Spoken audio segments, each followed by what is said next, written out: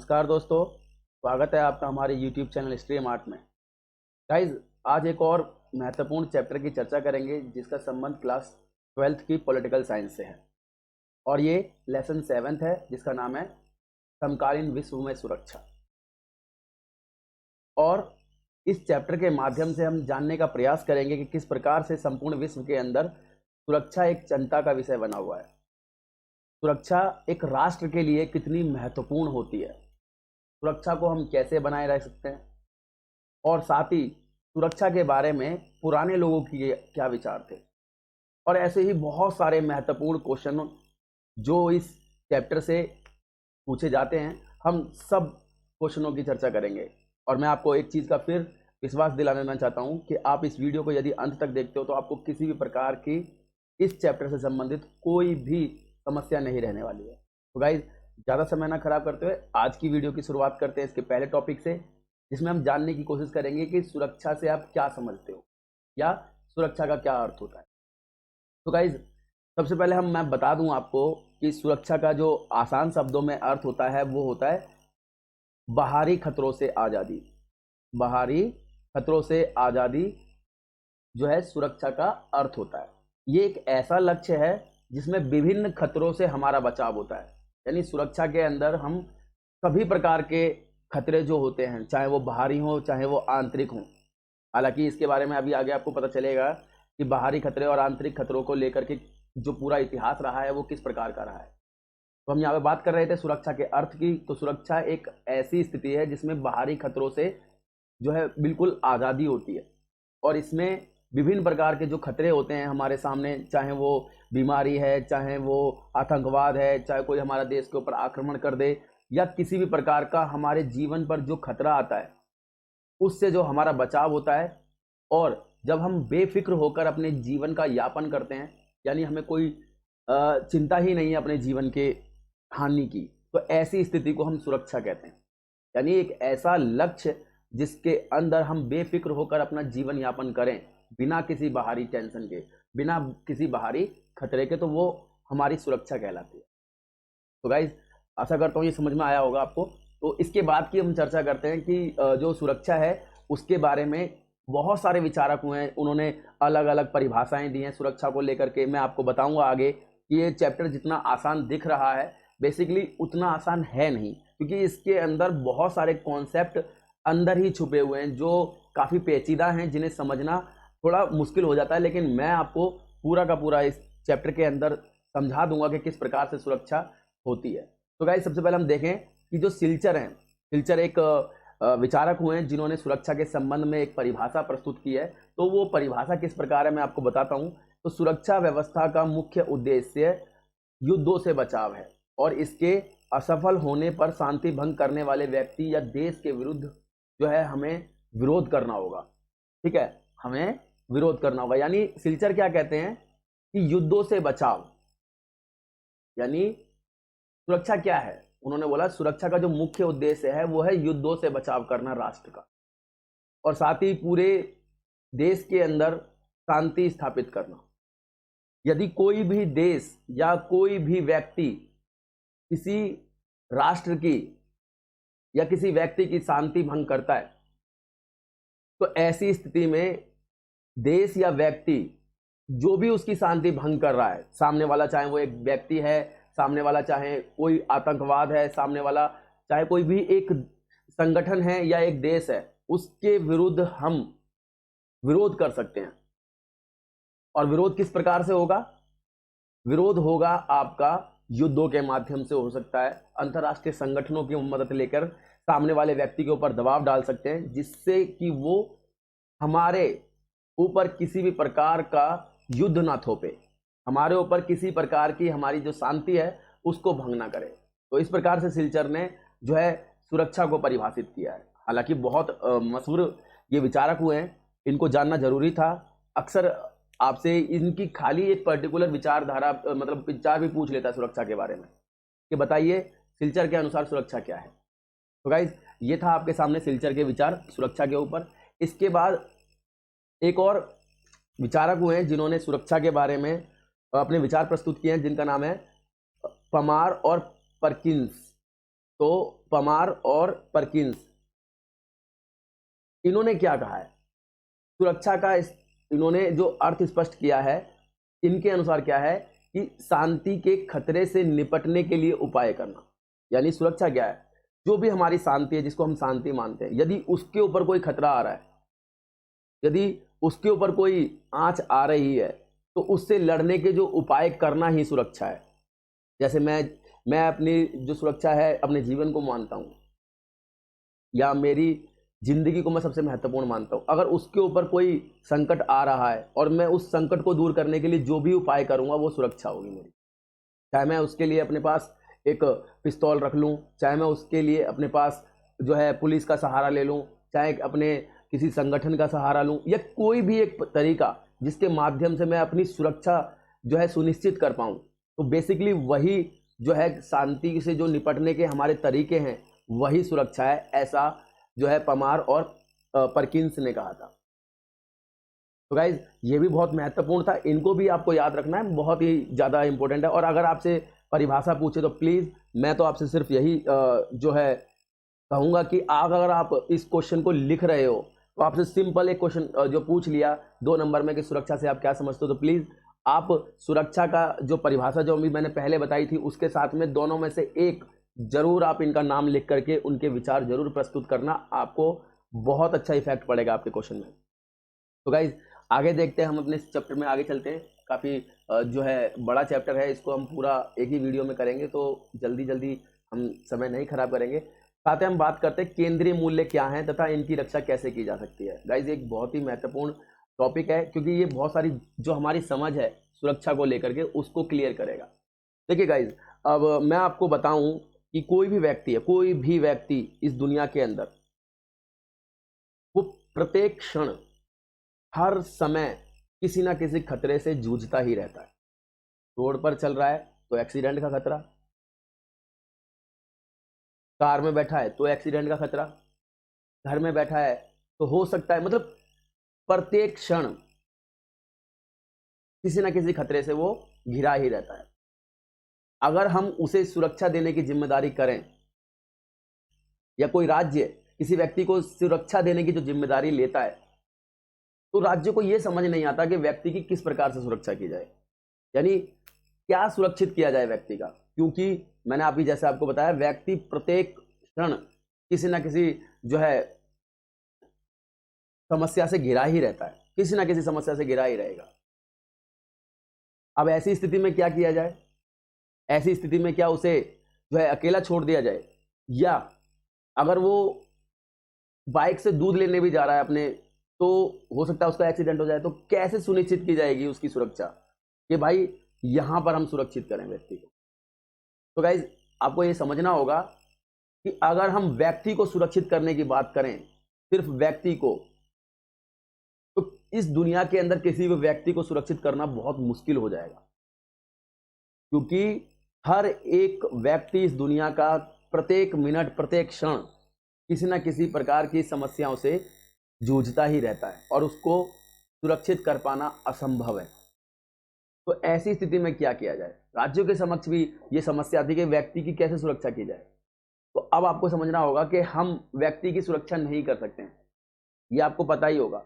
अगर हम व्यक्ति को सुरक्षित करने का जिम्मा ले लें तो उसकी एक उंगली हिलाना भी बड़ा मुश्किल हो जाएगा, क्योंकि कहीं ना कहीं किसी ना किसी प्रकार से उसको संकट है ही। कोई बीमार है, पता नहीं कब उसको जो है दिल का दौरा पड़ जाए, कोई गिर जाए छत से, सीढ़ियों पे से गिर जाए, मतलब आप समझिए मैं क्या कहना चाहता हूँ। हर समय वो टेंशन में, हर समय उसकी जान को खतरा रहता है। तो इसलिए हम व्यक्ति को सुरक्षित नहीं कर सकते हैं। इसीलिए कॉन्सेप्ट निकल करके आया कि रक्षा किसकी की जाए, क्योंकि हम व्यक्ति को तो सुरक्षित कर नहीं सकते हैं।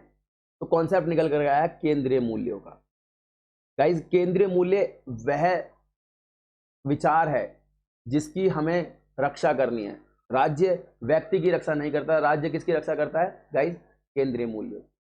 अब केंद्रीय मूल्य क्या है गाइस, केंद्रीय मूल्य वह सोच है, वह तत्व है, यदि इसकी सुरक्षा कर ली जाए, यदि कोई राष्ट्र केंद्रीय मूल्यों की सुरक्षा कर लेता है एक देश की, तो समझ लीजिए आप उसने अपने संपूर्ण देश की सुरक्षा कर ली। अपने संपूर्ण देश की सुरक्षा कर ली। इसीलिए मैंने अभी बताया था व्यक्ति को सुरक्षित करना असंभव है, लेकिन केंद्रीय मूल्यों को जो है सुरक्षित किया जा सकता है। और ये केंद्रीय मूल्य वह तत्व होते हैं जो बहुत ही विस्तृत सोच होती है, इसके अंदर प्रत्येक व्यक्ति को भी शामिल कर लिया जाता है। हर एक व्यक्ति की जो आवश्यकताएं हैं वो केंद्रीय मूल्यों में आती हैं। सुरक्षा के दृष्टिकोण से सब कुछ केंद्रीय मूल्यों में आ जाता है। तो इसीलिए हमारा जो पूरा सुरक्षा का सिस्टम है पूरी दुनिया के अंदर, वो कहीं ना कहीं इन्हीं पर आकर के टिक जाता है कि हम व्यक्ति को तो सुरक्षित नहीं कर सकते हैं, लेकिन हाँ हम केंद्रीय मूल्यों को सुरक्षित कर सकते हैं। अर्थात अब आपको यह समझना है कि सुरक्षा किसको की जाती है? केंद्रीय मूल्यों की। देश के केंद्रीय मूल्यों की रक्षा की जाती है, क्योंकि व्यक्ति की रक्षा करना इम्पॉसिबल है, क्योंकि आप सभी जानते हो किसी ना किसी रूप से व्यक्ति हमेशा हमेशा वो खतरों से घिरा रहता है, ठीक है ना। तो अब देखते हैं केंद्रीय मूल्य क्या होते हैं। तो मैं आपको बता चुका हूं, केंद्रीय मूल्य किसी देश की वह सोच है जिसकी वह रक्षा करता है देश, और जिसके माध्यम से पूरे देश की रक्षा कर लेता है एक देश। तो केंद्रीय मूल्य कौन कौन से होते हैं तो मैं आपको बता दूं। स्वतंत्रता एक देश का केंद्रीय मूल्य है, संप्रभुता और क्षेत्रीय अखंडता। बेसिकली ये तीन महत्वपूर्ण केंद्रीय मूल्य हैं। स्वतंत्रता आप सभी जानते हो, संप्रभुता का अर्थ होता है अपने निर्णय स्वयं लेना, स्वयं का प्रभु संप्रभु होता है। स्वयं का प्रभु मतलब मैं अपने ऊपर प्रभु हूं, यानी मैं अपने मर्जी से अपने ऊपर पड़ने वाले प्रत्येक फैसलों को चुनता हूं, यानी मेरे ऊपर मुझे क्या खाना है, मुझे क्या करना है, क्या नहीं करना है, ठीक है। ये जब फैसले मैं अपनी मर्जी से लूं तो मैं हूं स्वयं प्रभु। अगर कोई मेरे ऊपर अपनी मर्जी थोप रहा है और मुझे कह रहा है कि ये कर, तो मैं उस समय स्वयं प्रभु नहीं हूं। तो आप समझ गए होंगे कि स्वयं प्रभु भी एक राष्ट्र के अनुसार एक बहुत महत्वपूर्ण शब्द है।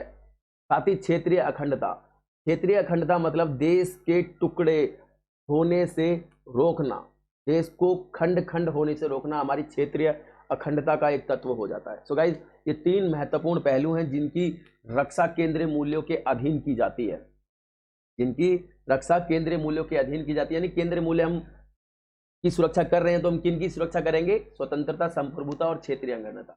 और प्यारे बच्चों, आपको यह ध्यान रखना है कि जो मनुष्य है वो भी इसी में आ जाता है, इसीलिए हम मनुष्य को सुरक्षित नहीं करते हैं, हम केंद्रीय मूल्य को सुरक्षित करते हैं, ठीक है। यह किसी भी देश के केंद्रीय मूल्य होते हैं और हम इन्हीं की सुरक्षा की आवश्यकता होती है, मतलब हमें इसी की सुरक्षा की आवश्यकता होती है और इनका हम निम्नलिखित तरीकों से जो है रक्षा कर सकते हैं। इनकी हम निम्नलिखित प्रकारों से रक्षा कर सकते हैं। देखिए, हम तीन तरीकों से इनकी रक्षा कर सकते हैं। पहली बात तो हम किस तरीके से केंद्रीय मूल्यों की रक्षा करेंगे, तो कोई भी राष्ट्र किसी भी राष्ट्र के ऊपर हमला ना करके हम उसके स्वतंत्रता वाले केंद्रीय मूल्य की जो है रक्षा कर सकते हैं। यदि हम किसी भी सदस्य राष्ट्र जो है, हम अगर जो है हमारे ऊपर पाकिस्तान हमला नहीं करेगा तो हमारे बहुत सारे स्वतंत्रता के जो है जुड़ी होती है हमारे ऊपर हमले से, तो हमारी स्वतंत्रता बाधित होती है। अगर वो हमारे ऊपर हमला नहीं करेगा तो हम भी नहीं करेंगे, तो इससे क्या होगा कि हमारा जो स्वतंत्रता वाला केंद्रीय मूल्य है वो प्रभावित नहीं होगा। अगर वो करेगा तो हमारा स्वतंत्रता वाला केंद्रीय मूल्य प्रभावित होगा और इससे क्या होगा, हमारी कहीं ना कहीं सुरक्षा जो है खतरे में पड़ेगी। तो इस प्रकार से हम देखें तो ये बहुत महत्वपूर्ण है। फिर अपने आसपास के विवादों को शांतिपूर्ण तरीके से निपटाना, ये भी जो है बहुत महत्वपूर्ण हो जाता है। केंद्रीय मूल्यों की रक्षा के लिए हम शांतिपूर्ण तरीके से निपटा लें अपने विवादों को, और साथ ही निशस्त्रीकरण को बढ़ावा देना ताकि अंतर्राष्ट्रीय शांति को बढ़ावा दिया जा सके, क्योंकि शांति कहीं ना कहीं बहुत महत्वपूर्ण है। हम बेसिकली सुरक्षा क्या कर रहे हैं? शांति को सुरक्षित कर रहे हैं, ठीक है ना। तो कह रहा है कि निशस्त्रीकरण को बढ़ावा दे करके भी हम अंतर्राष्ट्रीय सुरक्षा जो है और शांति को हम सुरक्षित रख सकते हैं। तो इस तरीके से हम 3-4 कदम उठा करके जो है केंद्रीय मूल्य को सुरक्षित कर सकते हैं। अब केंद्रीय मूल्यों को सुरक्षित करने के लिए ध्यान रखना, हम कभी भी गाइज फोर्स का प्रयोग ना के बराबर करते हैं। जब तक हमारे ऊपर, हमारे सुरक्षा के ऊपर कोई बाहरी आक्रमण ना आए तो हम कोशिश करते हैं कि हम युद्धों का सहारा ना लें। इससे अगर हम युद्धों का सहारा लेते हैं तो गाइज आप ऑटोमेटिक स्वतः ही समझ लेना कि हमारे ऊपर भी हमला होगा फिर, और फिर हमारा जो केंद्रीय मूल्य है वो प्रभावित होंगे। तो इसीलिए ध्यान रखना है कि हम यहाँ पर युद्धों का सहारा ना के बराबर करते हैं। हम युद्धों का सहारा कब लेते हैं? जब सामने वाली जो पार्टी है वो भी हमारे ऊपर युद्ध कर दे, तो अब हमारे ऊपर कोई ऑप्शन नहीं बचता है। तो इस स्थिति में हम युद्धों का सहारा लेते हैं। इसके बाद देखते हैं हम अगला टॉपिक अपना क्या है। तो अगला है आपका सुरक्षा की परंपरागत अवधारणा क्या है, या बाहरी आक्रमण से आप जो है रक्षा कैसे समझते हो। आई मीन अगर कोई बाहरी आक्रमण हो जाए तो आप अपने रक्षा कैसे करोगे। तो आपको ध्यान रखने की बात यहाँ पर जो है मैं अभी आपको बता देता हूँ, बहुत ही इंपॉर्टेंट टॉपिक है। पेपर में अक्सर ऐसे ही क्वेश्चन आते हैं कि सुरक्षा की परंपरागत अवधारणा से आप क्या समझते हो, या बाहरी आक्रमण से रक्षा से आप क्या समझते हो। तो मैं आपको बता दूं गाइस, यहाँ पर एक बार चीज ध्यान से सुनने की कोशिश करना, समझने के प्रयास करना, और हो सके तो इसको जरूर याद रखना। सबसे पहले मैं आपको बता दूं, जो सुरक्षा की परंपरागत अवधारणा है, सुरक्षा की जो परंपरागत अवधारणा है, इसको जानने से पहले आपको ये जानना जरूरी होगा कि पहले के जो विचार थे लोगों के, वो इसी से संबंधित थे। यानी ये पुरानी विचारधारा है। सुरक्षा के बारे में पहले के लोग क्या समझते थे, क्या मानते थे सुरक्षा, उनके अनुसार सुरक्षा क्या होती थी। परंपरागत मतलब जो परंपराओं से चली आ रही है, जो काफी लंबे समय के दौरान विकसित हुई है, वो होती है परंपराएं। अब सुरक्षा के बारे में जो काफी लंबे समय से जो चली आ रही बातें हैं वो बतानी है। तो मैं आपको यहां पर बता दे जाना चाहता हूं कि जो पुराने लोग थे, या फिर कहे पुरानी जो देश थे या पुरानी विचारधारा थी, वो ये मानते थे कि एक राष्ट्र को जो खतरा होता है, एक देश को जो खतरा होता है, वो सिर्फ और सिर्फ युद्धों से होता है, बाहरी आक्रमणों से होता है। कोई बाहर से ऊपर हमारे देश के ऊपर हमला कर दे, उनसे आक्रमण है। बाहर से कोई बम डाल दे, वो आक्रमण कर दे, तो हमारे देश को सुरक्षा खतरे में पड़ेगी। क्योंकि मैं आपको बता दूं, उस समय राजतंत्र हुआ करता था। राजतंत्र बोले तो राजा का शासन हुआ करता था, और आप अच्छी तरीके से सभी जानते हो कि एक राजा के विरुद्ध बोलना बहुत ही मुश्किल हुआ करता था। कोई भी राजा के विरुद्ध नहीं बोलता था। इसीलिए राजा को कभी भी जो राज्य के अंदर हो रही समस्याएं हैं, या राज्य के अंदर से किसी व्यक्ति की जो सुरक्षा है खतरे में पहुंचती है, उसको लेकर के टेंशन नहीं होती थी। इसीलिए वो कभी भी जो अंदर से उठने वाली सुरक्षा के खतरे हैं, उनको खतरे नहीं मानते थे। एक राजा के सामने सबसे बड़ा खतरा अपना पड़ोसी राजा ही हुआ करता था, क्योंकि पहले यही सिद्धांत चला करता था। अक्सर युद्ध हुआ करते थे, और उन युद्धों के अंदर एक राजा दूसरे राजा को मारता था और आक्रमण करता था, और इस प्रकार से उसे अपने अधीन कर लिया करता था। तो जब ऐसी ही स्थिति चल रही थी, ऐसी स्थिति में क्या हुआ, ऐसी स्थिति में एक सोच डेवलप हो गई, एक सोच विकसित हो गई कि भाई एक देश को जो खतरा होता है वो सिर्फ और सिर्फ बाहरी आक्रमणों से होता है। क्योंकि मैंने बताया पहले राजा के घर के अंदर से, या फिर कहें राजा के राज्य के अंदर से, कोई भी राजा के खिलाफ आवाज उठाने के लिए तैयार नहीं था, चाहे वो कितना भी असुरक्षित महसूस कर रहा हो, चाहे उसका राजा किसी भी प्रकार से प्राण हरण कर रहा हो, फिर भी राजा के विरुद्ध कोई नहीं बोलता था। उस समय सिर्फ देश के समक्ष जो खतरे होते थे वो युद्ध हुआ करते थे। सामने वाला राजा अगर हमारे ऊपर आक्रमण कर दे, वही खतरा, उसके अलावा और कोई खतरा नहीं हुआ करता था। इसीलिए अगर आप सुरक्षा की जो परंपरागत अवधारणा को देखोगे, कि उनके अनुसार देखोगे सुरक्षा क्या होती है, तो आपको ध्यान रखना होगा कि ऐसी स्थिति में सिर्फ और सिर्फ आप ध्यान रखोगे, युद्धों को ही खतरा मानोगे सुरक्षा के लिए।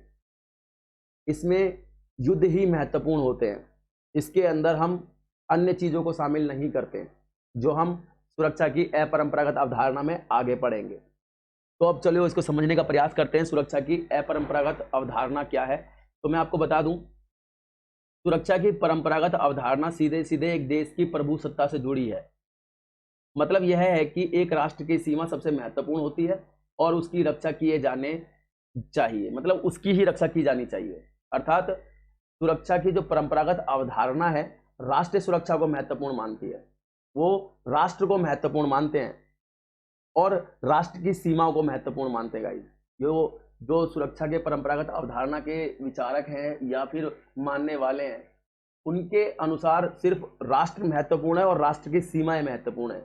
अगर हम उनकी सुरक्षा कर लेंगे तो ऑटोमेटिक पूरा राष्ट्र सुरक्षित हो जाएगा और राष्ट्र के अंदर जो लोग हैं वो भी सुरक्षित हो जाएंगे। इसलिए सुरक्षा की जो परंपरागत अवधारणा है वो राष्ट्र को और राष्ट्र की सीमा को ही महत्वपूर्ण मानती है और इन्हीं की सुरक्षा की बात कहते हैं कि इनको ही हमें सुरक्षित की जानी चाहिए। साथ ही अगर हम आसान शब्दों में संक्षेप में कहें तो सुरक्षा को कुछ केंद्रीय मूल्यों से जोड़ करके देखा जाता है। जैसे अभी मैं पिछले टॉपिक में पढ़ा करके देख आया हूं आपको, वो पुरानी विचारधारा वाला टॉपिक है। तो सुरक्षा को सिर्फ और सिर्फ कुछ केंद्रीय मूल्यों के साथ में जोड़ करके देखा जाता है, जिसमें से कुछ खास केंद्रीय मूल्य मैं बता देता हूं आपको। जो पहले थे वो यहाँ पर भी होंगे कि प्रभुसत्ता, स्वतंत्रता और क्षेत्रीय अखंडता, ये देश की सीमाओं से संबंधित है। इनको ही सुरक्षित करने की बात की जाती है, इनकी ही रक्षा की जानी चाहिए परंपरागत अवधारणा। साथ ही यह भावना पुरानी है और इसीलिए इसे परंपरागत अवधारणा का नाम दिया जाता है। इस विदेश नीति का मूल मंत्र बाहरी हमलों से देश की रक्षा कैसे करें होता है। तो गाइस आसान था। अगला टॉपिक देखते हैं हम अपना क्या है। इसके बाद अगला है आपका कि खतरों की स्थिति में अथवा युद्ध छिड़ जाने की स्थिति में राष्ट्रों के सम्मुख कौन कौन से विकल्प होते हैं। पेपर में आया है गाइस ये कई बार। तो आपसे पूछ रहा है कि यदि खतरा है आपके सामने और मान लीजिए युद्ध छिड़ गया, तो एक राजा है या एक देश है, उसके सामने कौन कौन से विकल्प होते हैं। तो कोई ज़्यादा खास विकल्प होते नहीं है राजा के पास। तो सबसे पहला जो विकल्प है वो है आत्मसमर्पण। आत्मसमर्पण जब किया जाता है जब राजा को पता होता है कि भाई सामने वाला जो शत्रु है वो बहुत ही विशाल है, उससे जीतना असंभव है, और यदि फिर भी राजा उससे आक्रमण करेगा तो राजा को भी स्वयं पता होता है कि अगर मैंने आक्रमण किया तो मेरी हजारों की जो प्रजा है वो बेकसूर प्रजा मारी जाएगी, मेरे सैनिक मारे जाएंगे और स्वयं मेरे ही प्राणों को खतरा होगा। तो ऐसी स्थिति में जब राजा को पता होता है गाइस कि उसको युद्ध में जीतना असंभव है, यानी जीत पाना उसका असंभव है, तो ऐसी स्थिति में राजा के सामने जो विकल्प बनता है वो आत्मसमर्पण है। आत्मसमर्पण मतलब सरेंडर। अब वो सरेंडर जब कर देता है तो गाइस क्या होता है कि अगर सरेंडर कर दिया किसी राजा ने किसी सामने वाले राजा के समक्ष जो पहले से ही शक्तिशाली है, तो वो राजा को मारेगा नहीं, और साथ ही अब भाई वो पहले भी एक राजा था और दूसरे वाले राजा के समक्ष उसने सरेंडर भी किया है, तो उसे कोई ना कोई बढ़िया पद भी देगा वो, क्योंकि राजा कोई छोटी मोटी चीज़ तो थी नहीं। तो इस तरीके से वो खुद भी बच जाएगा, अपनी प्रजा को भी बचाएगा और अपने सैनिकों को भी बचाएगा और युद्ध के अंदर भारी नुकसानों को भी रोक लेगा। साथ में हार स्वीकार ना करना और विध्वंस होने देना। कभी कभी ऐसा भी होता है कि राजा को दिखता है कि भाई अब तो युद्ध लड़ना है और युद्ध लड़ते हैं, फिर भी उसे पता होता है कि भाई जीतना मुश्किल है, तो वो फिर भी युद्ध लड़ता है और अपना इतना नुकसान करवा लेता है, इतना नुकसान करवा लेता है कि सामने वाले के पास जीतने के लिए कुछ नहीं बचता। एक ये स्थिति बन जाती है। तीसरी, युद्ध छिड़ जाए तो युद्ध लड़ना और शत्रु को हरा देना। तीसरा जो है, अगर मान लीजिए युद्ध हो गया तो अपनी पूरी ताकत से, जितनी राजा के पास ताकत है, अपनी पूरी ताकत से युद्ध लड़े और युद्ध में शत्रु को हरा दे और अपने राज्य को बढ़ा ले। ये तीन मौके होते हैं, तीन तरीके होते हैं युद्ध के समक्ष एक किसी भी राजा के सामने, तो ये आपको पता होना चाहिए था। इसके बाद हम बात करते हैं परंपरागत सुरक्षा नीति के अंग बाहरी सुरक्षा से कुछ परंपरागत उपाय बताओ। मतलब आपसे वो ये पूछना चाहता है कि जो परंपरागत सुरक्षा है हमारी, हम उसको कैसे बचा सकते हैं। यानी हमें परंपरागत तरीके से सोचना है, परंपरागत तरीके से हम अपनी जो सुरक्षा कैसे कर सकते हैं, क्या तरीके हैं हमारे पास। अगर हम परंपरागत तरीके से सोच रहे हैं, मान लीजिए हमारी सोच परंपरागत है और हमारे ऊपर कोई आक्रमण कर रहा है या आक्रमण कर सकता है, तो हम अपने आप को आक्रमण से पहले कैसे बचाएं कि हमारे ऊपर कोई भी आक्रमण ना कर पाए। तो दूसरे तरीके से भी इस क्वेश्चन को पूछ सकता है कि परंपरागत दृष्टिकोण से राष्ट्र की सुरक्षा कैसे की जा सकती है। यानी आपको ध्यान रखना है, आपकी सोच पुरानी है और आप पुरानी सोच के व्यक्ति हो, तो आप किस किस तरीके से अपने राष्ट्र को सुरक्षित कर सकते हो। तो गाइज बहुत ही इंपॉर्टेंट क्वेश्चन है, बहुत बार पेपर में आया, आपको ये ध्यान रखना है। तो सबसे पहले मैं बात करूंगा शक्ति संतुलन की। शक्ति संतुलन गाइज हमने पहले चैप्टर के अंदर भी पढ़ा है, इसी बुक के फर्स्ट चैप्टर में भी शक्ति संतुलन है। शक्ति संतुलन क्या होता है कि शक्ति संतुलन एक ऐसी स्थिति होती है गाइज जिसमें दोनों ही देश, यानी सामने वाला युद्ध जो लड़ रहे हैं दोनों देश, वो ऐसी स्थिति में ना पहुंच जाए कोई भी जो सबसे शक्तिशाली हो जाए। जो सबसे शक्तिशाली हो जाए। अगर कोई सबसे शक्तिशाली हो जाएगा तो गाइज वो अपना प्रभुत्व जमाना चाहेगा और ऐसी स्थिति में बड़ी मुश्किल हो जाएगी। तो शक्ति संतुलन का सिद्धांत कहता है कि युद्ध जब तक नहीं होते जब तक दो देशों की शक्ति बराबर रहती है।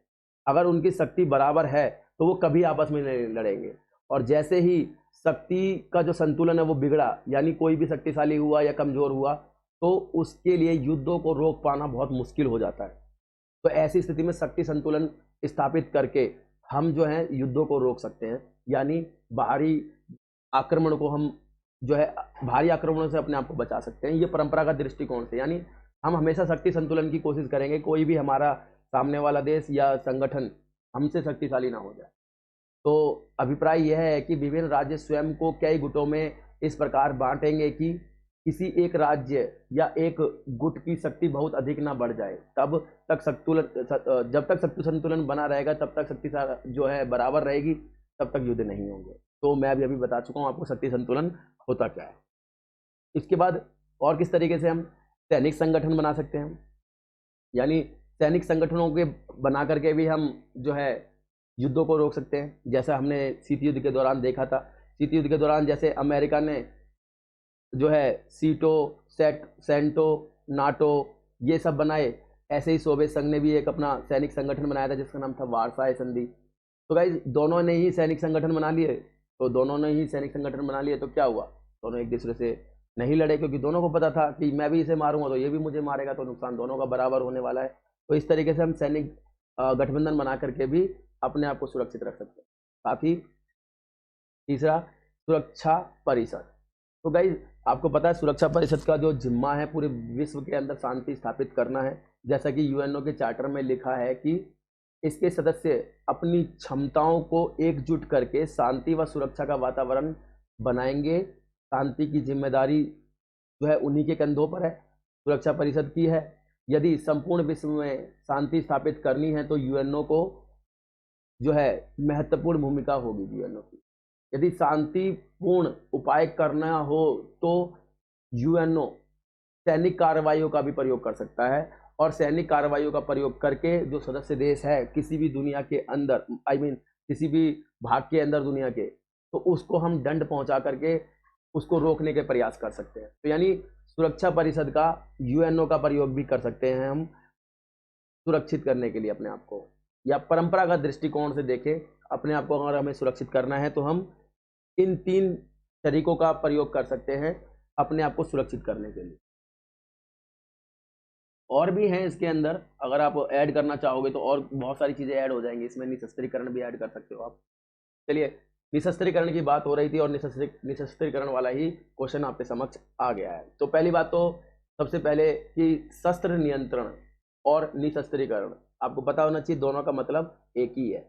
निशस्त्रीकरण या शस्त्र नियंत्रण बात एक है, सुरक्षा का परंपरागत तरीका है ये, यानी आप इसको ऐड कर सकते हो गाइस। यानी पिछला वाला जो क्वेश्चन है जैसे मैं अभी बता रहा था उसके अंदर आप चौथा भी ऐड कर सकते हो जिसको आप निशस्त्रीकरण भी कह सकते हो। तो निशस्त्रीकरण भी सुरक्षा के दृष्टिकोण से पारंपरिक तरीका है, यानी अगर हमें परंपरागत तरीके से हम सोच रहे हैं और सुरक्षित अपने आप को करना है तो हम कैसे कर सकते हैं, निशस्त्रीकरण के माध्यम से भी कर। तो आपसे वो यही पूछना चाहता है कि निशस्त्रीकरण जो है वो कैसे सुरक्षा के दृष्टिकोण से परंपरागत तरीका है। ठीक है, आप समझाइए उसे। तो क्वेश्चन आपका इस प्रकार बनेगा इसका, तो मैं आपको सबसे पहले बता दूं निशस्त्रीकरण बेसिकली होता क्या है। निशस्त्रीकरण, तो गाइस साधारण शब्दों में जो निशस्त्रीकरण से अभिप्राय क्या है कि शारीरिक हिंसा का, जो भी शारीरिक हिंसा है, शारीरिक हिंसा के प्रयोग के समस्त भौतिक तथा मानवीय संसाधनों का उन्मूलन, यानी किसी व्यक्ति को जो शारीरिक हानि पहुंचाता हो कोई भी तरीका, चाहे वो भौतिक तरीका हो या मानवीय तरीका हो, उन सब को नष्ट करना, उन सभी को रोकना, उन सभी को खत्म करना निशस्त्रीकरण कहलाता है। यानी हमको चोट किससे लग सकती है, शारीरिक, तलवार से, बंदूक से, यानी जो भी कोई हथियार, कुल मिलाकर के हथियार। और भी इसे आसान शब्दों में समझना है तो आप बोल सकते हो कि हथियारों की होड़ पर नियंत्रण या हथियारों की होड़ को रोकना निशस्त्रीकरण कहलाता है। हालांकि ये जो अभी मैंने बताया ये बिल्कुल साइंटिफिक लैंग्वेज है, जैसी पॉलिटिकल साइंस की भाषा होनी चाहिए। ठीक है ना, तो आपको समझ में आ गया होगा निशस्त्रीकरण होता क्या है। तो मैं आपको बता दूं, शस्त्र नियंत्रण जो है और निशस्त्रीकरण की जो अवधारणा गाइस बहुत पुरानी है, और राजनीतिक में बहुत पहले से ही इसको जो है सुरक्षा का एक महत्वपूर्ण उपाय माना जाता है, और इसीलिए सुरक्षा का पारंपरिक तरीका भी कहा जाता है इसको। 60 के दशक में रासायनिक, जैविक और परमाणु हथियारों का नियंत्रण लगाने का प्रयास किया जा रहा है गाइस। देखिए, पूरी दुनिया के अंदर जो है अब परमाणु, रासायनिक, जैविक हथियार बनने लग रहे हैं, और कोशिश की जा रही है कि विश्वास बहाली हो, युद्ध ना हो, युद्धों को युद्ध से पहले ही रोक लिया जाए। इसके लिए जरूरी क्या होगा कि हम निशस्त्रीकरण को अपना लें। और 60 के दशक में आप सभी को पता है कि बहुत सारे देशों ने जो है परमाणु हथियार बना लिए। इसके कारण पूरी दुनिया की जो सुरक्षा है वो खतरे में पड़ जाती है। इसीलिए ध्यान रखना होगा कि जो सुरक्षा की दृष्टिकोण से ये जो निशस्त्रीकरण है एक परंपरागत तरीका है, इसके माध्यम से भी हम सुरक्षा को बढ़ावा दे सकते हैं। आप खुद सोचिए, मान लीजिए आप किसी के पास कोई हथियार ही नहीं है, तो क्या खतरा है सुरक्षा को लेकर के? किसी की जान को क्या खतरा है? मान लीजिए किसी के पास कोई हथियार ही नहीं है इस दुनिया में, तो कोई खतरा नहीं है। तो इस तरीके से आप समझ सकते हो कि निशस्त्रीकरण भी एक बहुत महत्वपूर्ण पहलू है सुरक्षा का, जो परंपरागत तरीका है जिसके माध्यम से हम जो है पूरे विश्व के अंदर शांति और सुरक्षा स्थापित कर सकते हैं। तो गाइज ये था। अब देखिए, वो ये पूछना चाहता है कि महत्वपूर्ण समझौते कौन कौन से हुए थे निशस्त्रीकरण को लेकर के, जिससे हम कह सकते हैं कि हाँ, ये दुनिया निशस्त्रीकरण की दिशा में कदम बढ़ाने के लिए तैयार है। तो मैं आपको बता दूं, बहुत सारे जो है समय समय पर होते रहते हैं, जिसमें से कुछ एक मैं आपके लिए लाया हूं। इसको ध्यानपूर्वक समझने की कोशिश कीजिए, आसान है। इसको हम पहले बोलते हैं सीमित परमाणु जो है सीमित परमाणु प्रतिबंध संधि। इसमें आप इसको ऐड कर सकते हो कि सीमित परमाणु प्रतिबंध संधि ये जो है 1963 में हुई थी। अब ये क्या था? इसमें इसके माध्यम से जो देश थे, जिसमें ब्रिटेन, अमेरिका, सोवियत संघ, इन सभी ने अंतरिक्ष और वायुमंडल में तथा महासागरों में, इन तीनों जगहों में किसी भी प्रकार के परमाणु परीक्षण पर प्रतिबंध लगा दिया कि हम परमाणु परीक्षण नहीं करेंगे, कोई विस्फोट नहीं करेंगे। 1963 में यह संधि हुई। इसी प्रकार की एक और संधि हुई जिसका नाम था परमाणु अप्रसार संधि, जिसको हम एनपीटी के नाम से भी जानते हैं सभी, कि एनपीटी। तो एनपीटी हुई थी आपकी 1968 में। अब 1968 में जो एनपीटी हुई थी, इसमें क्या किया गया था, तो मैं आपको सभी को पता भी है, पहले भी हमने इसके ऊपर चर्चा की है। तो इसमें कहा गया था कि जिन देशों के पास परमाणु हथियार नहीं है या जिनके पास परमाणु टेक्नोलॉजी नहीं है, उनको, जिनके पास परमाणु टेक्नोलॉजी है, वे देश कोई भी परमाणु सहायता नहीं देंगे। यानी परमाणु बम बनाने के लिए जिनके पास यूरेनियम की जो पावर है वो मौजूद है, टेक्निक मौजूद है, ना तो वो यूरेनियम देंगे ना ही टेक्निक देंगे उन लोगों को, उन देशों को जिनके पास यूरेनियम या परमाणु बम बनाने का कोई साधन ही नहीं है। यानी हम परमाणु बमों को और अधिक नहीं बनने देंगे। ये परमाणु अप्रसार संधि 1968 में इसको कहा गया था। और इसके अंदर की एक और खासियत क्या थी कि जिन देशों ने जनवरी 1960 तक से पहले परमाणु बम बना लिए थे, केवल उन्हीं को ही परमाणु संपन्न राष्ट्र माना जाएगा। केवल उन्हीं को परमाणु संपन्न राष्ट्र माना जाएगा, अन्यथा किसी और को परमाणु संपन्न राष्ट्र नहीं माना जाएगा। इसके बाद एक और संधि हुई जिसका नाम था एंटी बैलिस्टिक मिसाइल संधि 1972। इसको एवीएम भी बोलते हैं, एवीएम, एंटी बैलिस्टिक मिसाइल जो है संधि थी, ये 1972 में हुई थी। इसके माध्यम से क्या किया गया गाइस, तो जैविक हथियार बेसिकली जो है उनको इस संधि के माध्यम से प्रतिबंधित किया गया था। यानी किसी प्रकार के जैविक हथियारों को बढ़ावा नहीं दिया जाएगा। और ये संधि 1975 में लागू की गई। पास तो 1972 में हो गई, लेकिन लागू 1975 में किया गया इसको।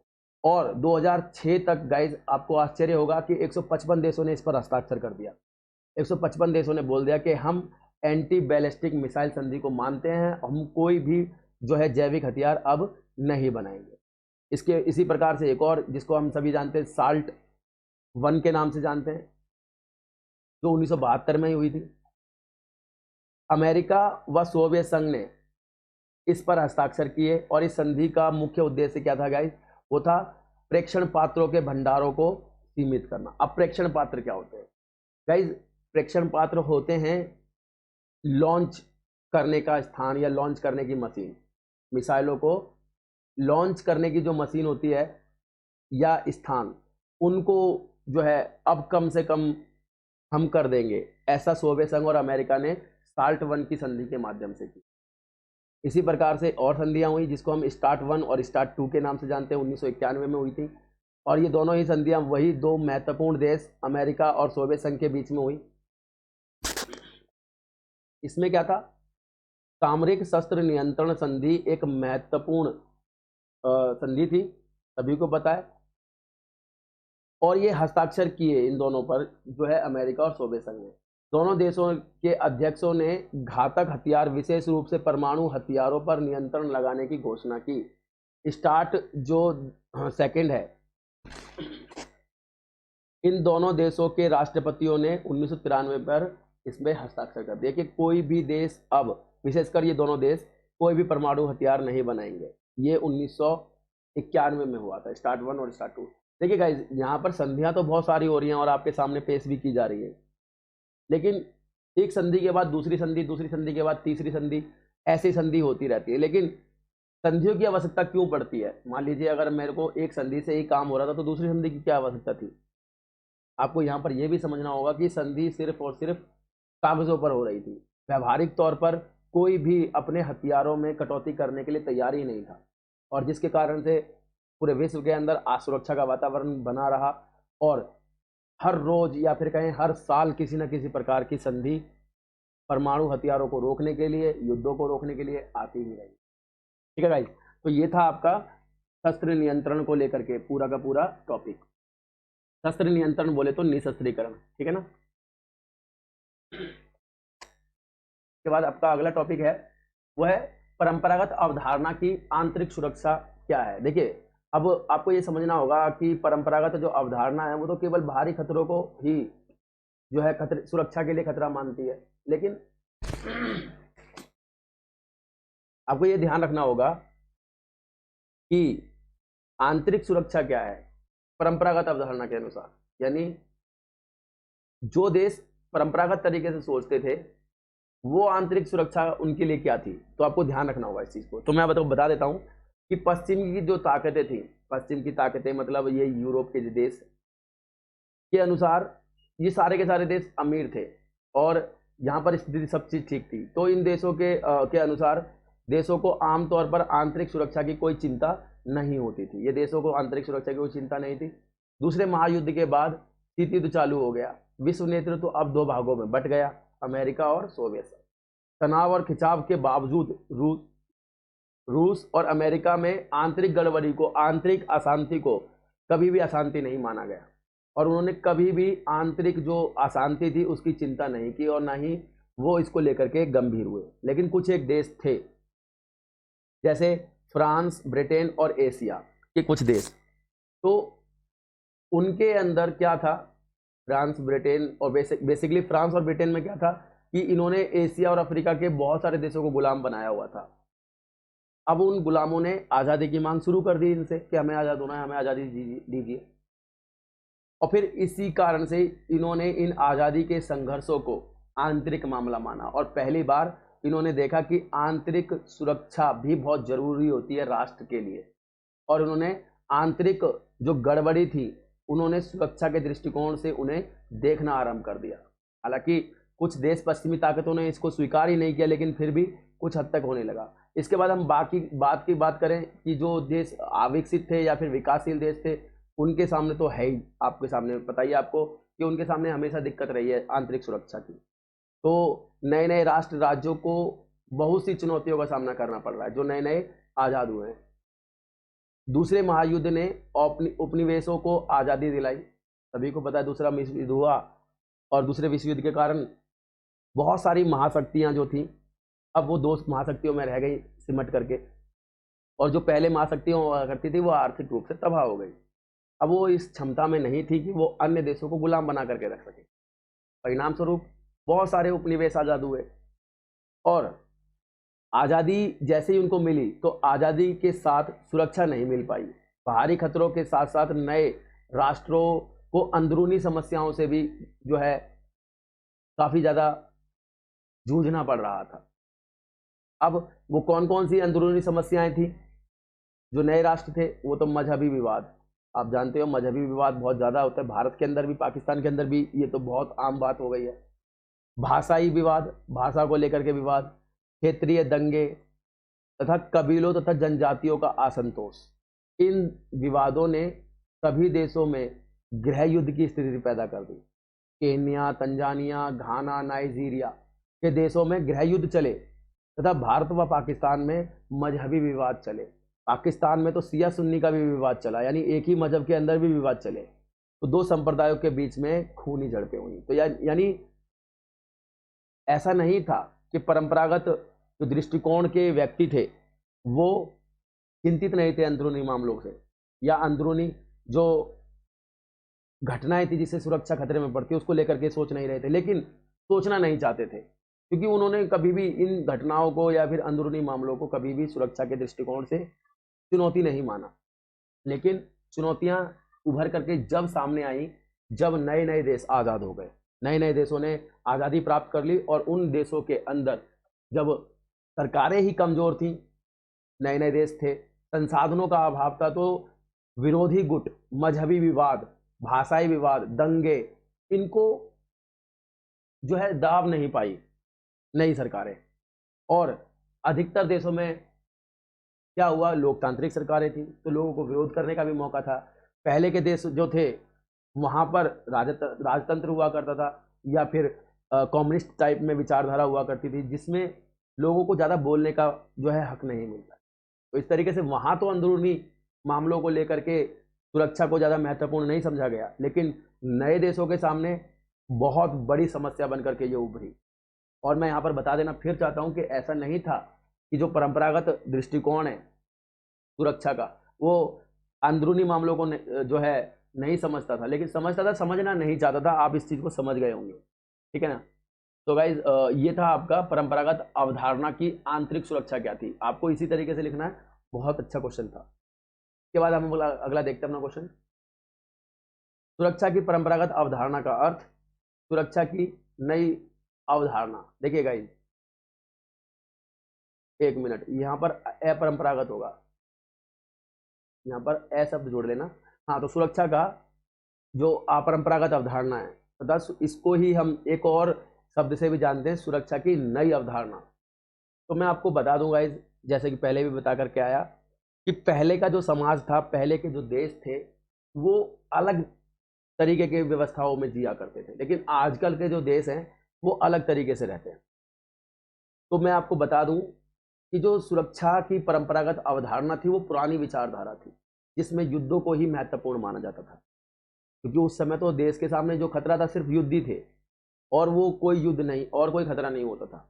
ऐसा नहीं था कि होता नहीं था, होता था, परंतु राज्य उनको खतरा नहीं मानते थे, या फिर व्यक्ति ऐसे खतरों को उजागर नहीं कर पाते थे राजतंत्र में या पुराने देशों के अंदर, क्योंकि उस समय लोगों के पास ज्यादा अधिकार नहीं होते थे अपना विरोध प्रदर्शन करने के। तो उस समय कोई मानता ही नहीं था अपरंपरागत जो तरीके हैं वो सुरक्षा को खतरा पहुंचा सकते हैं, ठीक है ना। तो अब इसको समझने का प्रयास करना कि सुरक्षा की जो अपरंपरागत अवधारणा है वो क्या है, और इसको नई अवधारणा भी कहते हैं। देखो, पुरानी तो सोच समझ में आ ही गया होगा क्या थी, अब नई उसकी विपरीत है। तो यहाँ पर समझना है कि पिछले 70 वर्षों के दौरान, गाइज, पिछले 70 वर्षों के दौरान विभिन्न देशों के बीच हुई लड़ाइयों में इतने लोग सीमा पर नहीं मारे गए हैं। याद रखना, पिछले 70 वर्षों के दौरान इतने युद्ध हुए हैं, इतनी लड़ाइयाँ नहीं हुई हैं, लोग इतने जो है सीमा पर नहीं मारे गए हैं जितने की आंतरिक स्थानीय संघर्षों में मारे गए हैं। इसीलिए सुरक्षा की अवधारणा जो है उस पर नए सिरे से विचार करने की आवश्यकता है। यानी हमें सोचना होगा कि जब लोग मर रहे हैं लेकिन युद्धों में नहीं मर रहे हैं तो कैसे वो असुरक्षित है। तो इसीलिए जरूरत है हमें एक नई विचार के ऊपर विचार करने की सुरक्षा के कारण। सुरक्षा के वर्तमान अवधारणा को हम 3 बातों से समझ सकते हैं, 3 बातों की ओर ध्यान आकर्षित करती है जो वर्तमान सोच है सुरक्षा की। तो पहली बात, सुरक्षा किसको चाहिए। देखिए गाइस, पहले तो राज्य सुरक्षित नहीं हुआ करते थे, लेकिन अब राज्य सुरक्षित हैं। अभी भी, लेकिन राज्य तो सुरक्षित हो गए, देश तो सुरक्षित हो गए, परंतु अब देश के अंदर के नागरिक असुरक्षित हो गए अंदर के मामलों के कारण। अंदर के मामले अभी बताया था मैंने, भाषाई विवाद, मजहबी विवाद, आतंकवाद, फिर सांप्रदायिकता, ऐसे कारण जो है आमतौर पर देखे जाते हैं जहां पर लोगों की जान जाने लगी है, यहाँ पर लोग मारे जाने लगे हैं। अभी भी हमने पढ़ा कि पिछले 70 वर्षों के दौरान इतने लोग सीमा पर नहीं मारे गए हैं लड़ाई करते हुए, इतने लोग एक देश के अंदर मारे गए हैं आंतरिक संघर्षों में। इसीलिए एक नई सोच की आवश्यकता पड़ी, और नई सोच किस पर डिपेंड करती है कि किसका जो है सुरक्षा किसको चाहिए।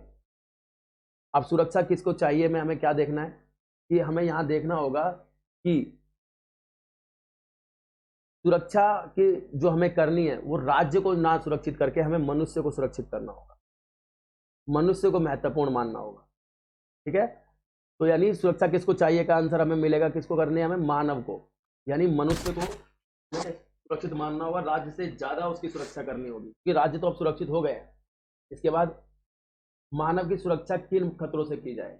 अब देखिए, चलो ये तो स्वीकार कर लिया कि भाई स्थिति चेंज हो गई है, मानव की सुरक्षा करनी है, लेकिन मानव की सुरक्षा किन बातों से करनी होगी, तो यानी ये भी देखना होगा कि किन चीजों से मानव की सुरक्षा करी जानी चाहिए। परंपरागत अवधारणा की ये नई सोच है कि किससे सुरक्षा करें हम, तो आप इसमें ऐड कर सकते हो आतंकवाद, मजहबी विवाद, भाषाई विवाद, सांप्रदायिकता, ये सब चीज, इनसे हमें खतरों की आज़ादी करानी है लोगों की। इसके बाद सुरक्षा की अवधारणा पर तीसरी सोच जो है हमारी क्या है कि जो सुरक्षा की अवधारणा है पुरानी, उसको छोड़ करके अब हमें नए सिरे से सुरक्षा के ऊपर सोचने की आवश्यकता है, एक नया विचार लाना होगा सुरक्षा की, जो सब तरीके से सुरक्षा कर दे।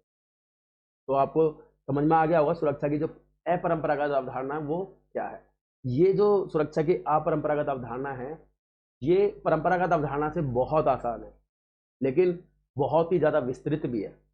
विस्तृत इस कारण से है क्योंकि परंपरागत अवधारणा तो केवल युद्धों को ही खतरा मानती थी, लेकिन सुरक्षा की जो अपरंपरागत अवधारणा जो हम ये पढ़ रहे हैं, ये युद्धों के साथ साथ मनुष्य को जो आंतरिक समस्याओं से जो उनकी जाने जाती हैं उनको भी खतरा मानती हैं सुरक्षा के लिए। अब वो क्या क्या है मैं आपको बता चुका हूं।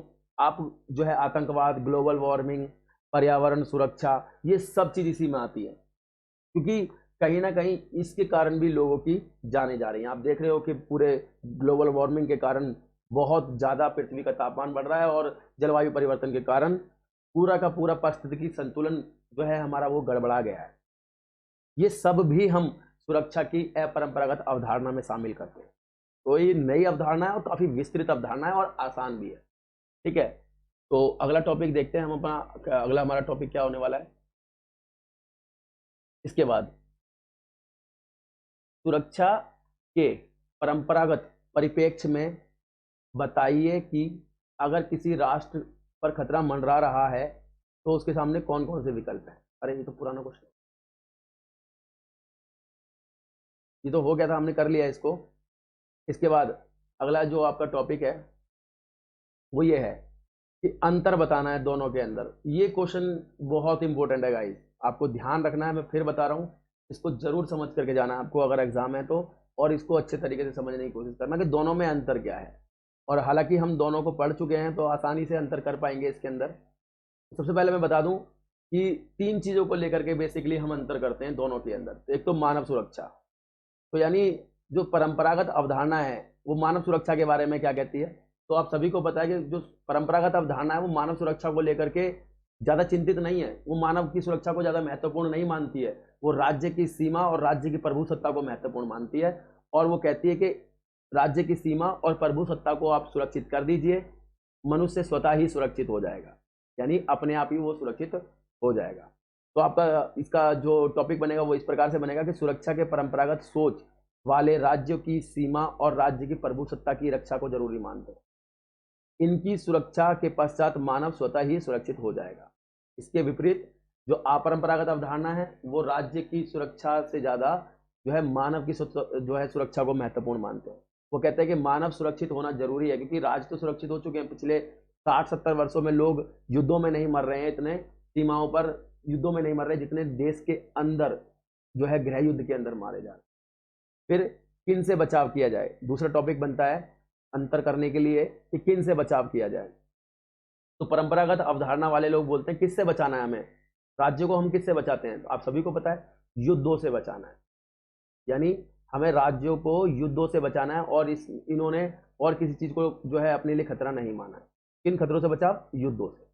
इसी प्रकार से हम देखें सुरक्षा का जो अपरंपरागत अवधारणा है वो किन खतरों से बचाव की बात करती है, तो गाइज इसमें भय से मुक्ति की बात करती है। भय से मुक्ति यानी कोई भी प्रकार का जो भय आ रहा है मनुष्य के मन में, उनसे भी मनुष्य को बचाना है, वो भी खतरा है मनुष्य के लिए। फिर वो चाहे सरकारी सेना ही क्यों ना हो, अर्धसैनिक बल क्यों ना हो देश का, चाहे पुलिस द्वारा बल का प्रयोग क्यों ना हो, इससे भी हमें राज्य को बचाना है, राज्य के लोगों को बचाना है। आपने देखा होगा पुलिस की लाठीचार्ज में, पुलिस के जो है बल प्रयोग के अंदर भी लोगों की जानें चली जाती हैं। इसको भी हमें बचाना है, लोगों को इससे भी बचाना है। तो इनमें क्या है कि हमें भय से मुक्ति दिलानी है लोगों को, और भय चाहे वो देश की सेना के माध्यम से ही क्यों ना हो, चाहे देश के अर्धसैनिक बल, चाहे पुलिस क्यों ना हो। साथ ही व्यक्ति के विचार अभिव्यक्ति की स्वतंत्रता की भी बात करते हैं कि विचार अभिव्यक्ति की स्वतंत्रता का भी खतरा नहीं होना चाहिए। तो किससे खतरा, आप मतलब किससे बचाव, तो आप बोलोगे कि भय से बचाव। और भय में क्या क्या बताना है आपको, सरकारी सेना बताओगे, अर्धसैनिक बल, पुलिस वगैरह सब चीज बताओगे। साथ ही आप इसमें क्या बताओगे कि और किससे बचाव करना है, अभाव से बचाव करना है। अभाव बोले तो लाचारी, मतलब कमी।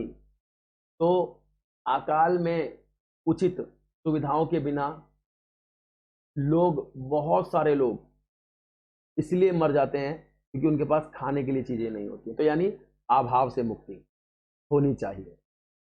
इसी प्रकार तीसरा जो टॉपिक बनता है इन दोनों के बीच में कि भाई किस को लेकर के अंतर हो सकता है, तो वो ये है आपका सुरक्षा के उपाय। अब कहने का वह प्रयास कर रहा है कि परंपरागत अवधारणा से हम सुरक्षा को कैसे बचा सकते हैं, सुरक्षित कैसे हो सकते हैं। फिर इसी के विपरीत बनेगा कि अपरंपरागत अवधारणा के अनुसार सुरक्षा के उपाय।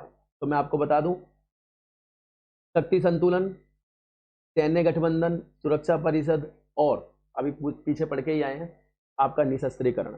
इन चारों को आप लिख सकते हो। इन ये कर करके हम जो है परंपरागत दृष्टिकोण से सुरक्षित हो सकते हैं। और अपरंपरागत दृष्टिकोण से कैसे हम सुरक्षित होंगे, तो अपने ऊपर बड़ी समस्याओं को कोई भी एक देश नहीं हल कर सकता है। बहुत सारी समस्याएं हैं, चाहे वो आतंकवाद है, ग्लोबल वार्मिंग है, पर्यावरण है, जातीय विवाद है, दंगे हैं, कुछ भी है, कोई एक देश की समस्या नहीं है। जब एक देश की समस्या नहीं है तो एक देश इससे उलट भी नहीं सकता है।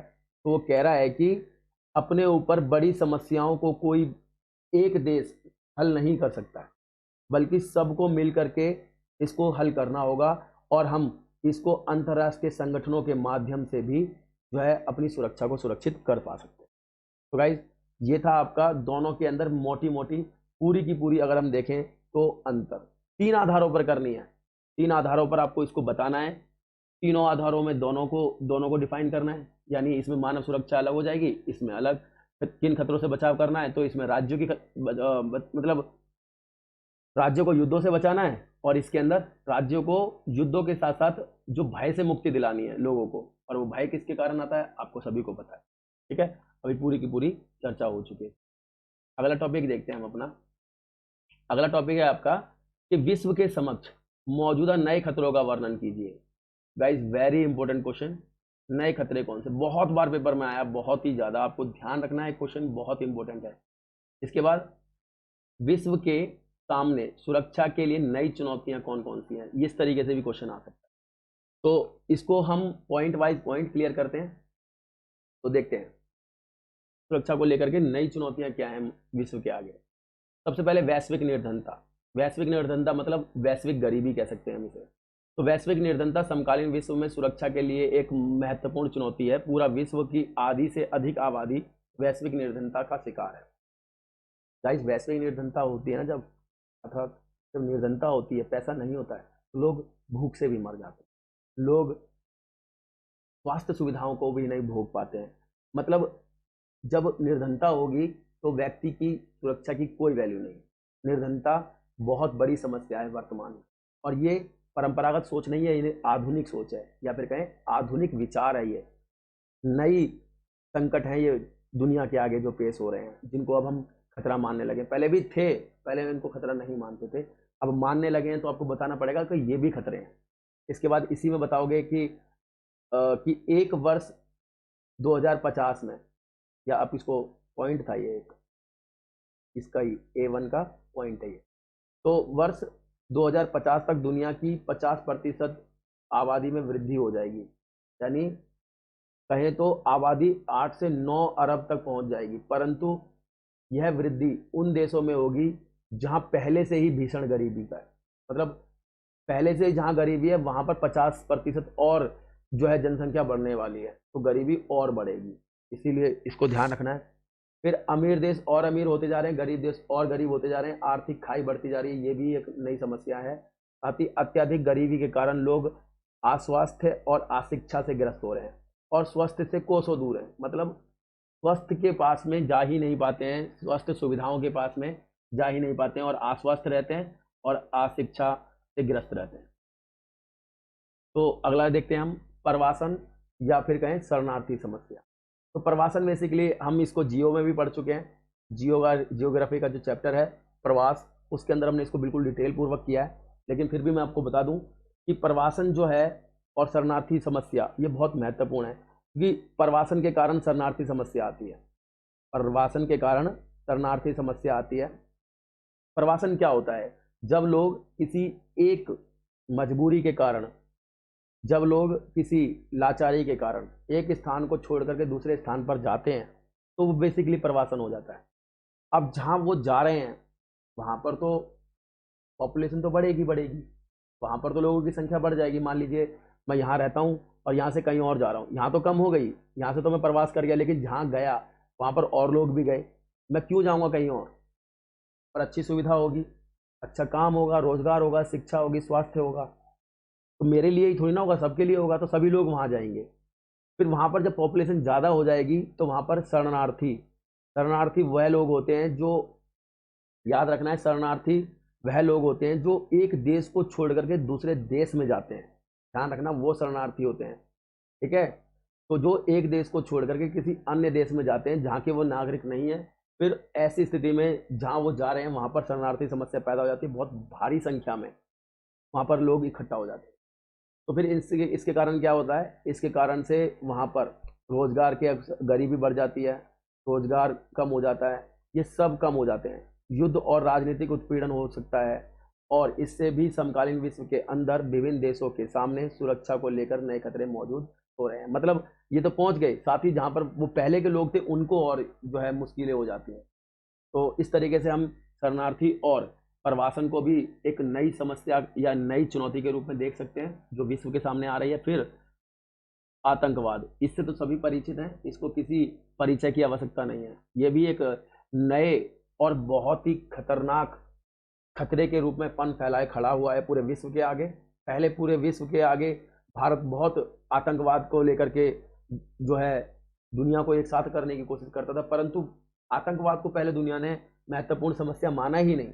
जब पूरी दुनिया खुद ग्रस्त हो गई आतंकवाद से, तब जाकर के आतंकवाद एक ऐसी सोच बन गई है, एक ऐसा चिंता का विषय बन गई है जिसने वर्तमान में सुरक्षा को बहुत ज़्यादा प्रभावित किए हुए है।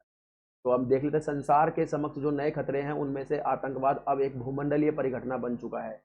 आतंकवाद का अर्थ किसी राजनीतिक या मजहब उन्माद से वशीभूत होकर हिंसा या गैर कानूनी तरीकों का इस्तेमाल करना, यानी या तो राजनीतिक तरीके से या मजहब के आधार पर, जब अपनी सोच को, जब अपने विचारों को मैं किसी के ऊपर थोपता हूँ और कोई नहीं मानता है, तब मैं हिंसा का सहारा लेता हूँ और उनको जान से मारता हूँ, तो वो आतंकवाद होता है। यानी मेरी जो सोच है, चाहे वो राजनीतिक हो चाहे मेरी वो मजहबी सोच हो, जब मैं उसको किसी के ऊपर थोपूंगा तो वो आतंकवाद है। जैसे मेरे को अच्छा लगता है, मान लीजिए मुझे कोई धर्म अच्छा लगता है और मैं उसे अपनी मर्जी से उसकी अच्छाइयों के कारण स्वीकार कर रहा हूँ, तो वो मेरी मर्जी है, तो वो आतंक नहीं है।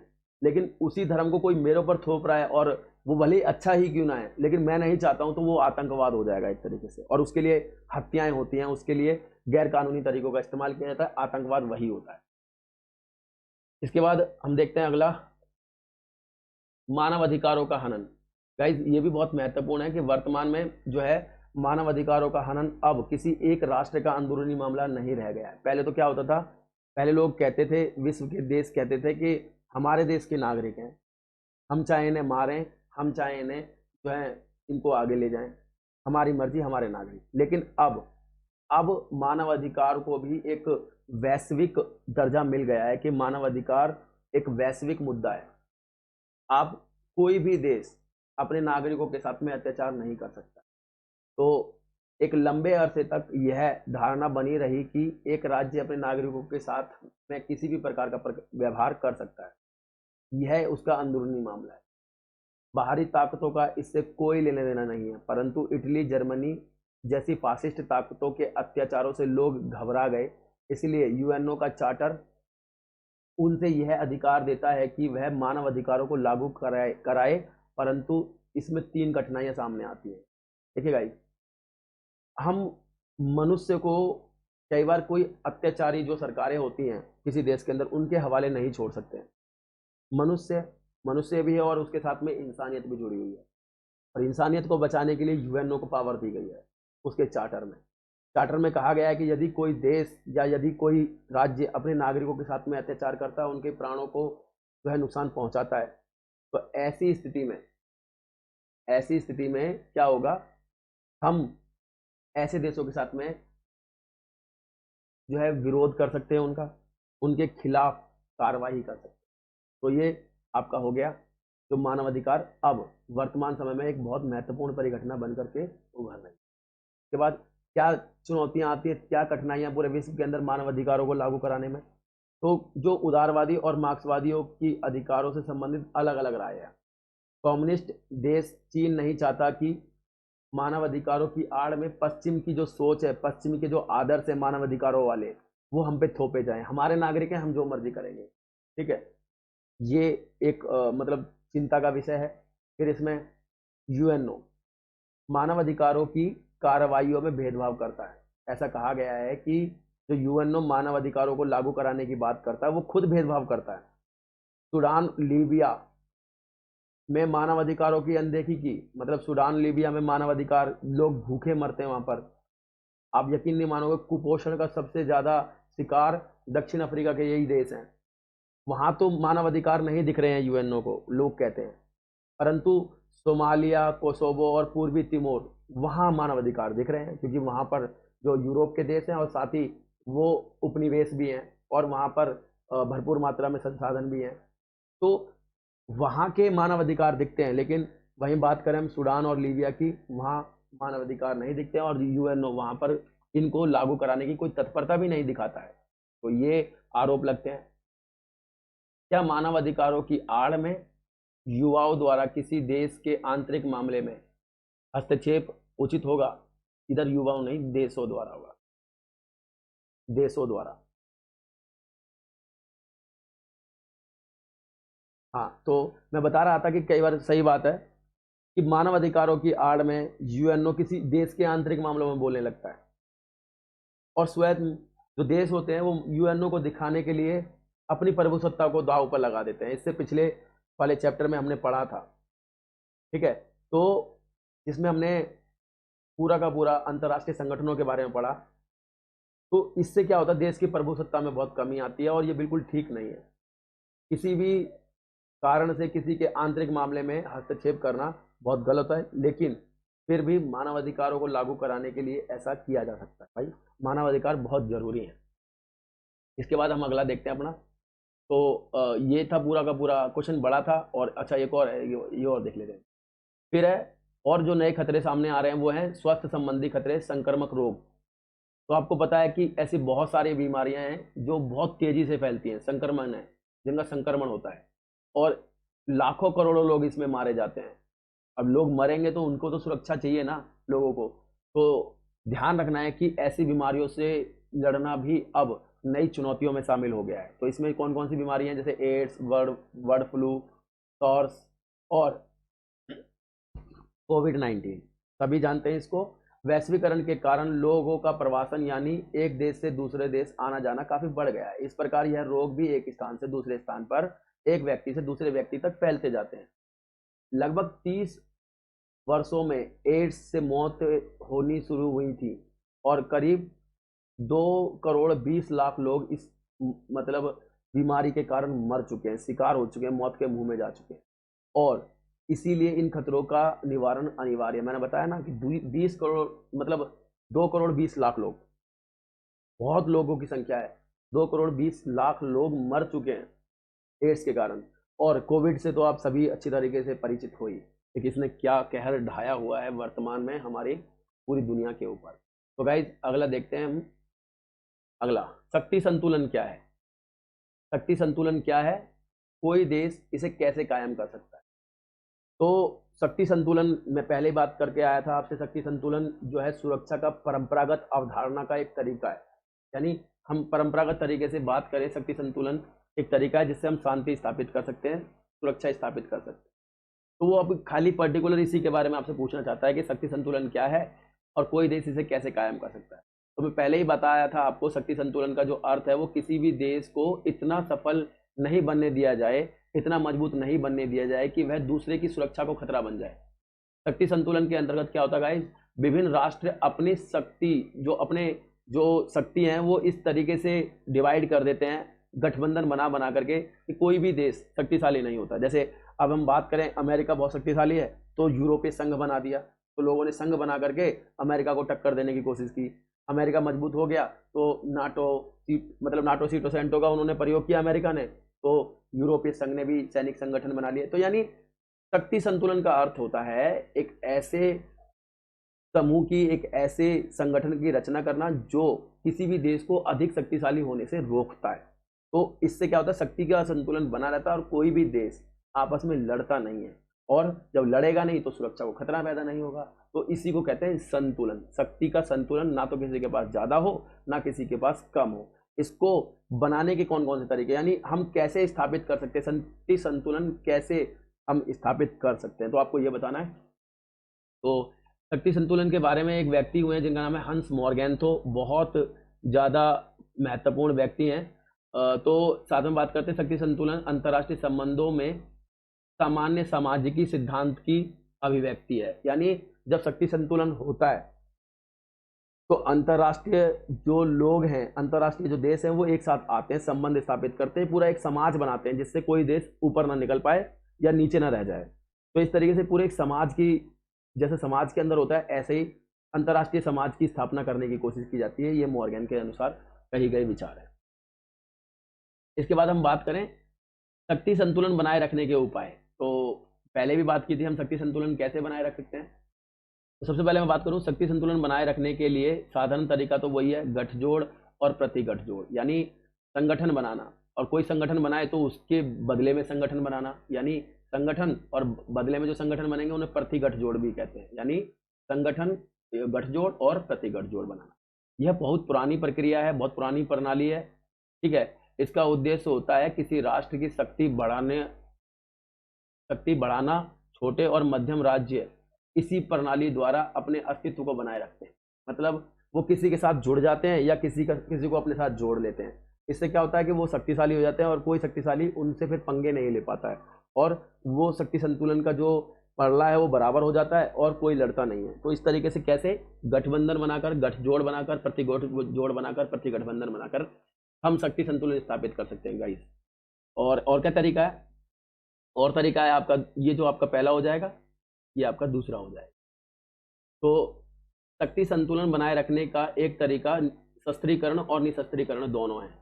यानी निशस्त्रीकरण करके, मान लीजिए शस्त्रीकरण करके कैसे हम स्थापित कर सकते हैं। मान लीजिए पाकिस्तान ने परमाणु बम बना लिए तो वो शक्तिशाली हो गया, तो हम पर हमला कर सकता है। वो सोचेगा कि भाई इसके पास तो कुछ नहीं है, हम इसके ऊपर आक्रमण कर देते हैं, और वो हमला भी कर सकता है। लेकिन हम भी परमाणु बम बना लें तो बराबर हो जाएगा, शक्ति संतुलन स्थापित हो जाएगी। यानी शस्त्रीकरण करके भी हम शक्ति संतुलन कर सकते हैं, साथ ही निशस्त्रीकरण करके भी। मान लीजिए भारत के पास नहीं है तो पाकिस्तान ने जो बनाया है वो उसको तबाह कर दे, तो इस तरीके से क्या होगा, हम दोनों के बीच में विश्वास बन जाएगा और शक्ति बराबर हो जाएगी। यानी शस्त्रीकरण करके भी और निशस्त्रीकरण करके भी हम शक्ति संतुलन स्थापित कर सकते हैं गाइस। आसान था, इसको आगे देखते हैं हम अपना। अगला जो टॉपिक है हमारा गाइस ये है, बहुत इंपॉर्टेंट है, सैन्य गठबंधन के उद्देश्य क्या होते हैं? किसी सैन्य गठबंधन का नाम बताएं जो अभी भी मौजूद है और इस गठबंधन के उद्देश्य भी बताएं। तो मैं आपको बता दूं सैन्य गठबंधन क्या होते हैं। मैंने आपको बताया सैन्य गठबंधन बेसिकली गाइस क्या होते हैं। सैन्य गठबंधनों का जो उद्देश्य होता है वो विरोधी देशों के सैन्य हमलों को रोकना होता है। यानी मान लीजिए पाकिस्तान है और चाइना एक तरफ है और वो हमारे ऊपर हमेशा जो है हमले के बारे में सोचते रहते हैं, उनका गठबंधन एक है। मान लीजिए चाइना को जो है रोकना है और पाकिस्तान को रोकना है, तो पाकिस्तान का एक और प्रांत है जिसको बलूचिस्तान कहते हैं। बलूचिस्तान, साथ ही नेपाल को भी चीन परेशान करता है, बांग्लादेश को भी चीन परेशान करता है, म्यांमार को भी चीन परेशान करता है। तो हम क्या करें, ये दोनों देश शक्तिशाली हो गए तो हम यानी नेपाल, बर्मा और बलूचिस्तान और ये सारे के सारे बांग्लादेश, भारत, ये मिल जाएं तो क्या होगा, एक और अपना गठबंधन बना लें, सैन्य गठबंधन बना लेंगे। इससे क्या होगा कि हम इन दोनों को रोक पाएंगे। यानी सैन्य गठबंधन का जो उद्देश्य होता है वो अपने ऊपर होने वाले हमलों को रोकना होता है अथवा उसे अपनी रक्षा करना होता है। सैन्य गठबंधन बनाकर एक विशेष क्षेत्र में शक्ति संतुलन बनाए रखने का प्रयास किया जाता है। यानी कहीं पर भी जहां पर भी वो देश मौजूद हैं वहां पर शक्ति संतुलन बनाया जा सकता है गठबंधन बना करके या सैनिक संगठन बना करके। तो ये बहुत आसान था, कोई ज़्यादा डिफिकल्ट नहीं है, इसको समझने में कोई ज़्यादा समस्या नहीं आएगी। अब पूछ रहा है कि वर्तमान में कौन सा मौजूद है, तो नाटो मौजूद है, आज भी मौजूद है। नाटो जो बनाया गया था 1949 में अमेरिका के द्वारा, तो इसके बारे में हमने फर्स्ट चैप्टर में ही पढ़ लिया था। अब नाटो के उद्देश्य क्या थे, तो मैंने जैसे बताया था उसमें भी कि यूरोप पर हमले के समक्ष अवरोध की भूमिका निभाना। यानी ये एक रुकावट बनता है, जब कोई यूरोप पे हमला कर देता है ना तो ये अवरोध बनता है। क्या नाटो क्या है? नाटो बेसिकली 12 देशों के द्वारा बनाया गया एक सैनिक संगठन है जिसमें यूरोप के देश हैं और ये अमेरिका के द्वारा बनाए गए थे। अब यूरोप के देशों को बचाना चाहता था अमेरिका, अपने प्रभाव में रखना चाहता था, तो उनको एक सैनिक संगठन में बदल दिया। अब ये क्या कहता है कि जब यूरोप पे हमला होता है तो ये अवरोध की भूमिका निभाते हैं और आर्थिक विकास में भी एक दूसरे की मदद करते हैं, ठीक है, और यूरोप के जो क्षेत्र हैं उसको एक सुरक्षा प्रदान करते हैं। तो इनका उद्देश्य ये होता है। साथ ही भूतपूर्व सोवियत संघ के साथ होने वाले संभावित युद्धों को रोकना या युद्धों को होने से रोकने के लिए और मानसिक तौर पर तैयार रखने के लिए भी जरूरी होते हैं। जैसे मान लीजिए कि सोवियत संघ पहले बहुत शक्तिशाली था और अभी भी रूस जो है उसका एक उत्तराधिकारी है और वो भी शक्तिशाली है। परंतु मैं आपको यहाँ पे बता दूं कि जब ये सैनिक संगठन था नाटो, तो बिल्कुल बगल में ही रूस है। तो जब ये संगठन था तो इसके जो सदस्य थे 12 देश, वो एक कॉन्फिडेंस से भरे हुए हुआ करते थे कि हम तो 12 हैं, वो अकेला है तो क्या कर लेगा, हम तो 12 हैं। तो यानी युद्धों को, संभावनाओं को तो रोकता ही है, साथ में मानसिक तौर पर भी तैयार कर देता है कि अगर युद्ध हो भी जाए तो हम कम थोड़ी ना पड़ेंगे, हमारे पास भी 12 देश हैं, हम भी इसको देख लेंगे, होता है तो देखे जाएगा क्या होगा। तो इस तरीके से मानसिक तौर पर भी तैयारी करने में महत्वपूर्ण भूमिका निभाता है।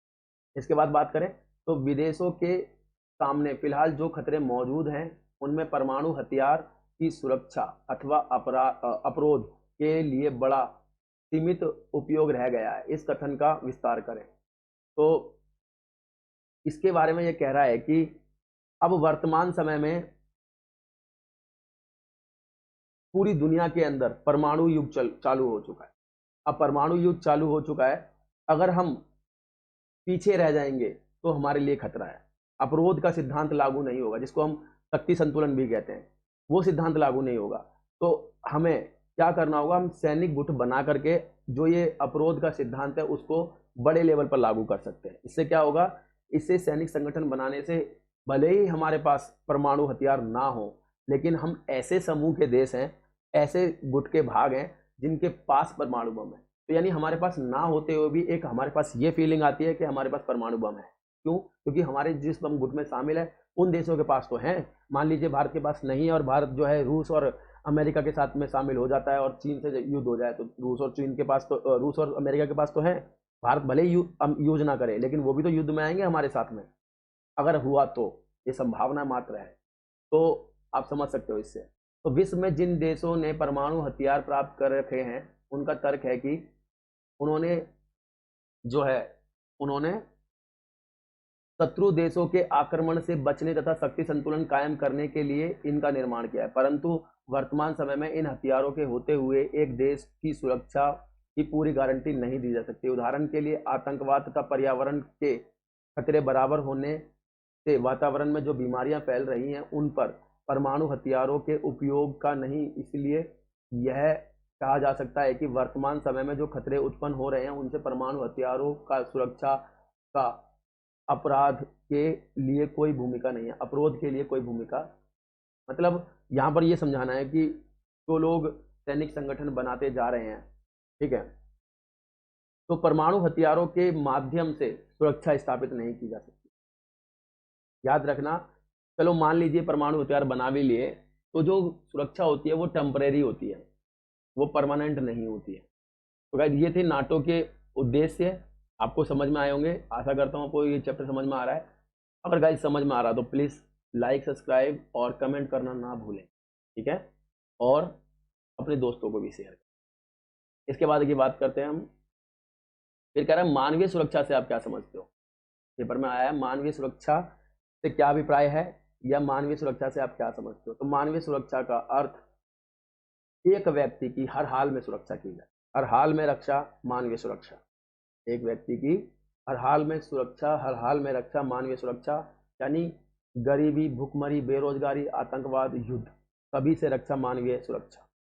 इसके बाद समकालीन विश्व में क्षेत्रीय सुरक्षा की अपेक्षा मानवीय सुरक्षा अधिक महत्वपूर्ण क्यों है। देखिए वो पूछ रहा है कि अब क्षेत्रीय सुरक्षा यानी एक तरीके से जो परंपरागत और अपरंपरागत तरीकों में से बोल रहा है कि अब वर्तमान में अपरंपरागत तरीका क्यों महत्वपूर्ण है, क्यों पूछना चाहता है। यानी सुरक्षा का कुल मिलाकर के क्षेत्रीय सुरक्षा ज़्यादा महत्वपूर्ण है या मानवीय सुरक्षा ज़्यादा महत्वपूर्ण है। यदि मानवीय सुरक्षा ज़्यादा महत्वपूर्ण है तो क्यों। तो मैं आपको बता दूं, क्षेत्रीय सुरक्षा की अपेक्षा मानवीय सुरक्षा का क्षेत्र व्यापक है। क्षेत्रीय सुरक्षा का अर्थ बाहरी आक्रमणों से लोगों की रक्षा करना है, जबकि मैं बता रहा हूं कि क्षेत्रीय सुरक्षा में सिर्फ और सिर्फ मनुष्य को बाहरी आक्रमणों से बचाया जाता है, जबकि मानवीय सुरक्षा में अकाल, महामारी, आतंकवाद, नई नई बीमारियां तथा प्राकृतिक आपदाएं भी शामिल हैं। इसलिए मानवीय सुरक्षा को अधिक महत्वपूर्ण और अधिक व्यापक और ज़्यादा जरूरी माना, क्योंकि ये बहुत बड़े लेवल पर मनुष्य को सुरक्षा प्रदान कराती है, खाली युद्धों से ही नहीं,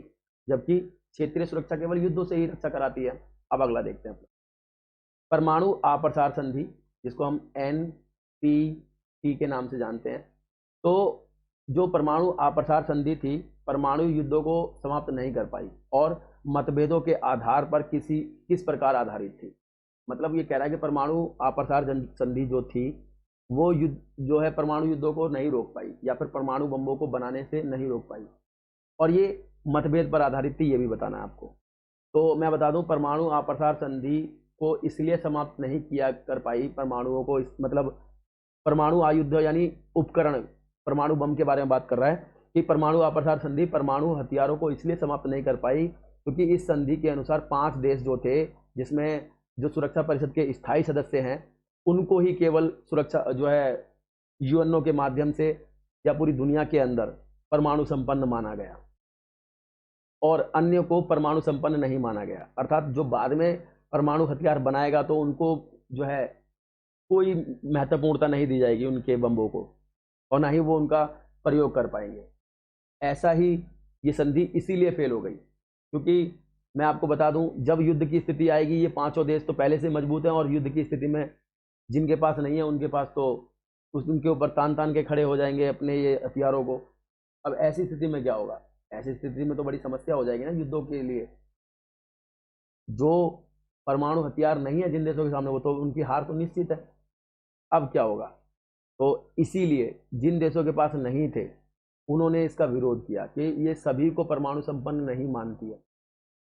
तो इस संधि को लेकर के भारत के पास भी लाया गया था, और जब भारत के प्रधानमंत्री ने इसको मानने से मना कर दिया, उन्होंने कहा कि ये एक भेदभावपूर्ण संधि है क्योंकि इसके अंदर केवल 5 देशों को ही परमाणु संपन्न माना गया। भारत ने बोला कि भारत इसके ऊपर केवल 2 ही शर्तों पर हस्ताक्षर कर सकता है। भारत इसके ऊपर केवल 2 ही शर्तों पर हस्ताक्षर कर सकता है।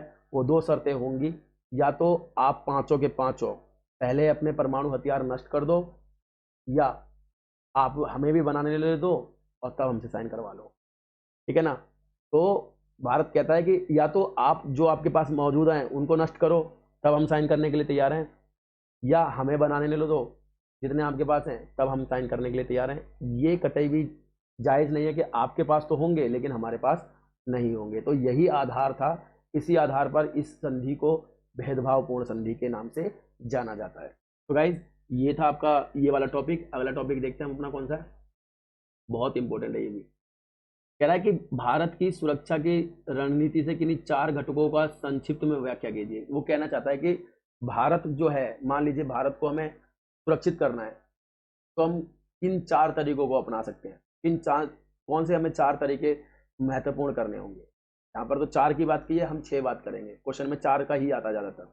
तो मैं आपको बता दूं, भारत एक दक्षिण एशिया का हिस्सा है और भारत, आप सभी को पता है कि भारत को परंपरागत और अपरंपरागत दोनों प्रकार के खतरों का सामना करना पड़ता है। अर्थात भारत को युद्धों से भी बचना पड़ता है और भारत के अंदर जो मजहबी विवाद, भाषाई विवाद, दंगे, हत्याएं, वो चीज़ें होती हैं, उनसे भी लड़ना होता है। यानी परंपरागत तरीके से और अपरंपरागत सुरक्षा के दृष्टिकोण से दोनों से काम करना पड़ता है। अतः भारत को सुरक्षा के दृष्टिकोण से महत्वपूर्ण प्रयास किए हैं भारत ने दोनों से लड़ने के लिए। क्या क्या प्रयास किए हैं वो बताता हूँ। सबसे पहले बात तो भारत ने अपने सैन्य बलों को बहुत मजबूत कर दिया है और आधुनिक बनाने में लगातार लगा हुआ है। आप देखते हो कि कितने महत्वपूर्ण हम चाहे S-400 एंटी मिसाइल जो है संधि हमने की, वो लेकर के आए हम रूस से। इसके बाद फ्रांस से राफेल प्लान। तो इसमें आप लिख सकते हो बहुत अच्छी तरीके से कि S-400 जो है एंटी मिसाइल जो है ये एंटी मिसाइल सिस्टम है पूरा का पूरा। फिर इसके बाद राफेल, ये चीज़ें हम लगातार अपनी सेना को देने का प्रयास कर रहे हैं जिससे हम परंपरागत तरीके से मजबूत हो सकें। इसके बाद भारत के 2 पड़ोसी, जिसको आप जानते हो चीन और पाकिस्तान, के पास परमाणु हथियार है। अतः भारत ने भी अपनी सुरक्षा के लिए परमाणु हथियारों का निर्माण कर लिया है, तो ये भी एक महत्वपूर्ण है। साथ ही भारत में सुरक्षा के दृष्टिकोण से अंतर्राष्ट्रीय संस्थाएं एवं कानूनों को अधिक प्रभावशाली बना दिया है।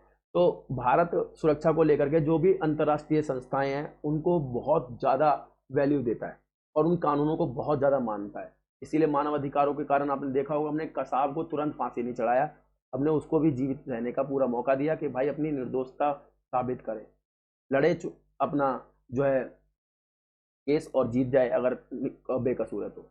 इसके बाद भारत में ग्लोबल वार्मिंग को रोकने के लिए क्योटो प्रोटोकॉल का समर्थन किया। ठीक है गाइस, क्योटो प्रोटोकॉल। साथ में गुटनिरपेक्ष आंदोलनों का नेतृत्व भी प्रदान किया क्योंकि हमें युद्धों को रोकना था और साथ ही हमें हथियारों की होड़ को रोकना था और साथ ही जो सैनिक गठबंधन है उनको रोकना था। इन तीनों का ये उद्देश्य, इसीलिए तो तीनों के लिए तो बनाया गया था गुटनिरपेक्ष आंदोलन। तो ये भी किया हमने जो है सुरक्षा के लिए। इसके बाद आंतरिक मोर्चों पर अशिक्षा से लड़ रहे हैं हम, असमानता को दूर करने का प्रयास पूरा कर रहे हैं, बेरोजगारी से लड़ रहे हैं, गरीबी दूर करने में हम पूरी जी जान से लगे हुए हैं और आशा है हम जल्द ही इन सभी चीज़ों से मुक्ति प्राप्त कर लेंगे। तो गाइज ये थे भारत के सामने जो प्रमुख घटक जो हम तैयार कर रहे हैं सुरक्षा के दृष्टिकोण से।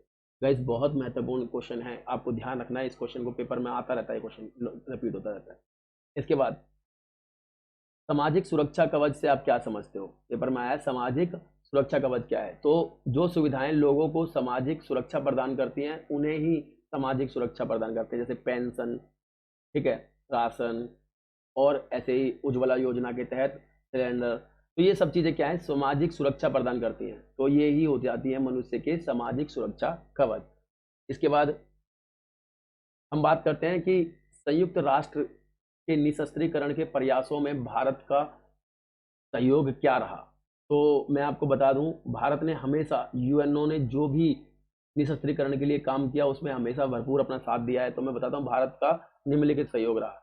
तो संयुक्त राष्ट्र संघ के चार्टर में महासभा और सुरक्षा परिषद दोनों के ऊपर यह जिम्मेदारी डाली गई है कि वे निशस्त्रीकरण के लिए कार्य करें। भारत की नीति यही रही है कि निशस्त्रीकरण के द्वारा ही विश्व शांति को बनाया जा सकता है और अणु शक्ति का प्रयोग केवल मानव कल्याण के लिए होना चाहिए। तो भारत ने यही बोला है कि भाई हम तुम्हारे साथ खड़े हैं और हम जो भी परमाणु बम बनाएंगे या हम जो भी परमाणु शक्ति का प्रयोग करेंगे वो केवल मनुष्य के लिए करेंगे, मनुष्य के भलाई के लिए करेंगे। और भारत ऐसा पहला एकमात्र देश है जिसने ये लिखित में देने के लिए तैयार है और दिया है कि भारत कभी भी किसी के ऊपर पहले परमाणु बम नहीं यूज करेगा। साथ ही और क्या किया गया भारत के प्रयासों के माध्यम से देखें तो भूतपूर्व प्रधानमंत्री श्री राजीव गांधी ने कई बार स्पष्ट शब्दों में कहा कि आज की सबसे बड़ी आवश्यकता है वे सामूहिक विध्वंस करने वाले परमाणु हथियारों पर प्रतिबंध लगाने के पक्ष में थे। मतलब जो सामूहिक विध्वंस कर देंगे यानी परमाणु हथियार के ऊपर पूरा प्रतिबंध लगाने के पक्ष में थे। और अक्टूबर में भारत ने संयुक्त राष्ट्र संघ में यह प्रस्ताव रखा कि संयुक्त राष्ट्र महासभा परमाणु हथियार वाले सभी देशों को इन हथियारों का प्रसार करने के लिए या प्रसार करने से रोकने के लिए सहमत कर ले। भारत यूएनओ समिति का सदस्य है और भारत जो है पूर्ण पक्ष में है इसको खत्म करने के, निशस्त्रीकरण के पूर्ण पक्ष में। भारत तैयार है कि पूरी दुनिया तबाह कर देगी तो हम भी तैयार हैं। और हमारे देश के प्रधानमंत्री राजीव गांधी ने भी ये एक महत्वपूर्ण पक्ष के रूप में जो है यूएनओ के समक्ष रखा था। तो इस तरीके से आप इस क्वेश्चन को भी सॉल्व कर सकते हो। यानी अगर आप इस वीडियो को पूरा देखते हो तो कुछ बचता ही नहीं है, संभावना ही खत्म है सारी। इसके बाद अगला टॉपिक है आपका बाहरी खतरों से संबंधित परंपरागत सुरक्षा की अवधारणा के 4 घटक कौन कौन से हैं। परंपरागत सुरक्षा के किन्हीं 4 तत्वों को, मतलब वो पूछ रहा है कि बताइए कैसे हम बाहरी सुरक्षा को अपने बनाए रखते हैं लेकिन परंपरागत दृष्टिकोण से। ये क्वेश्चन पहले भी था लेकिन दूसरे तरीके से पूछा गया है। तो निशस्त्रीकरण, शस्त्र नियंत्रण, संधियां, विश्वास बहाली, ये 4 टॉपिक हैं। इन चारों के माध्यम से हम परंपरागत सुरक्षा को बनाए रख सकते हैं। हालांकि इसके अंदर आप जो है और भी चीज़ें ऐड कर सकते हो, ठीक है, वो आपका हो जाएगा, यूएनओ की भूमिका हो जाएगी और साथ में इसके अंदर आपका शक्ति संतुलन भी हो जाएगा, तो भी ऐड कर सकते हो। और ये क्वेश्चन ज़्यादा मुश्किल नहीं है, इसको आप एक बार में ही समझ के कर सकते हो। इसके बाद हम देखते हैं मानव सुरक्षा की अवधारणा की व्याख्या। यानी मानव सुरक्षा के बारे में बताना आपको कि क्या है मानव सुरक्षा। तो मानव सुरक्षा का अर्थ है एक व्यक्ति को हर प्रकार से रक्षा दी जाए, अर्थात व्यक्ति की गरीबी, बेरोजगारी, आतंकवाद से रक्षा की जाए। मनुष्य के जीवन का मुख्य केंद्र बिंदु आज भी है अपने नागरिकों की सुरक्षा के विषय पर विश्व के लगभग सभी राष्ट्र की चिंता एक समान है। यानी सिर्फ और सिर्फ मनुष्य को सुरक्षित करने की बात की जाती है और पूरी दुनिया आज इसी से प्रभावित है, इसी के लिए लड़ रही है, इसी के लिए जो है काम करती है। इसमें हम मनुष्य को गरीबी से बचाते हैं, बेरोजगारी से, आतंकवाद से, अभाव से, पर्यावरण के दुष्परिणामों से बचाने का पूरा प्रयास करते हैं। तो संक्षिप्त रूप में सुरक्षा सिद्धांत की मान्यता यह है कि किसी भी समय पर विश्व के शक्ति का वितरण इस प्रकार से होता हो जिससे अधिकांश शक्ति लोगों के हाथ में ही केंद्रित होती रहे जो शांति और व्यवस्था को कायम करना चाहते हैं।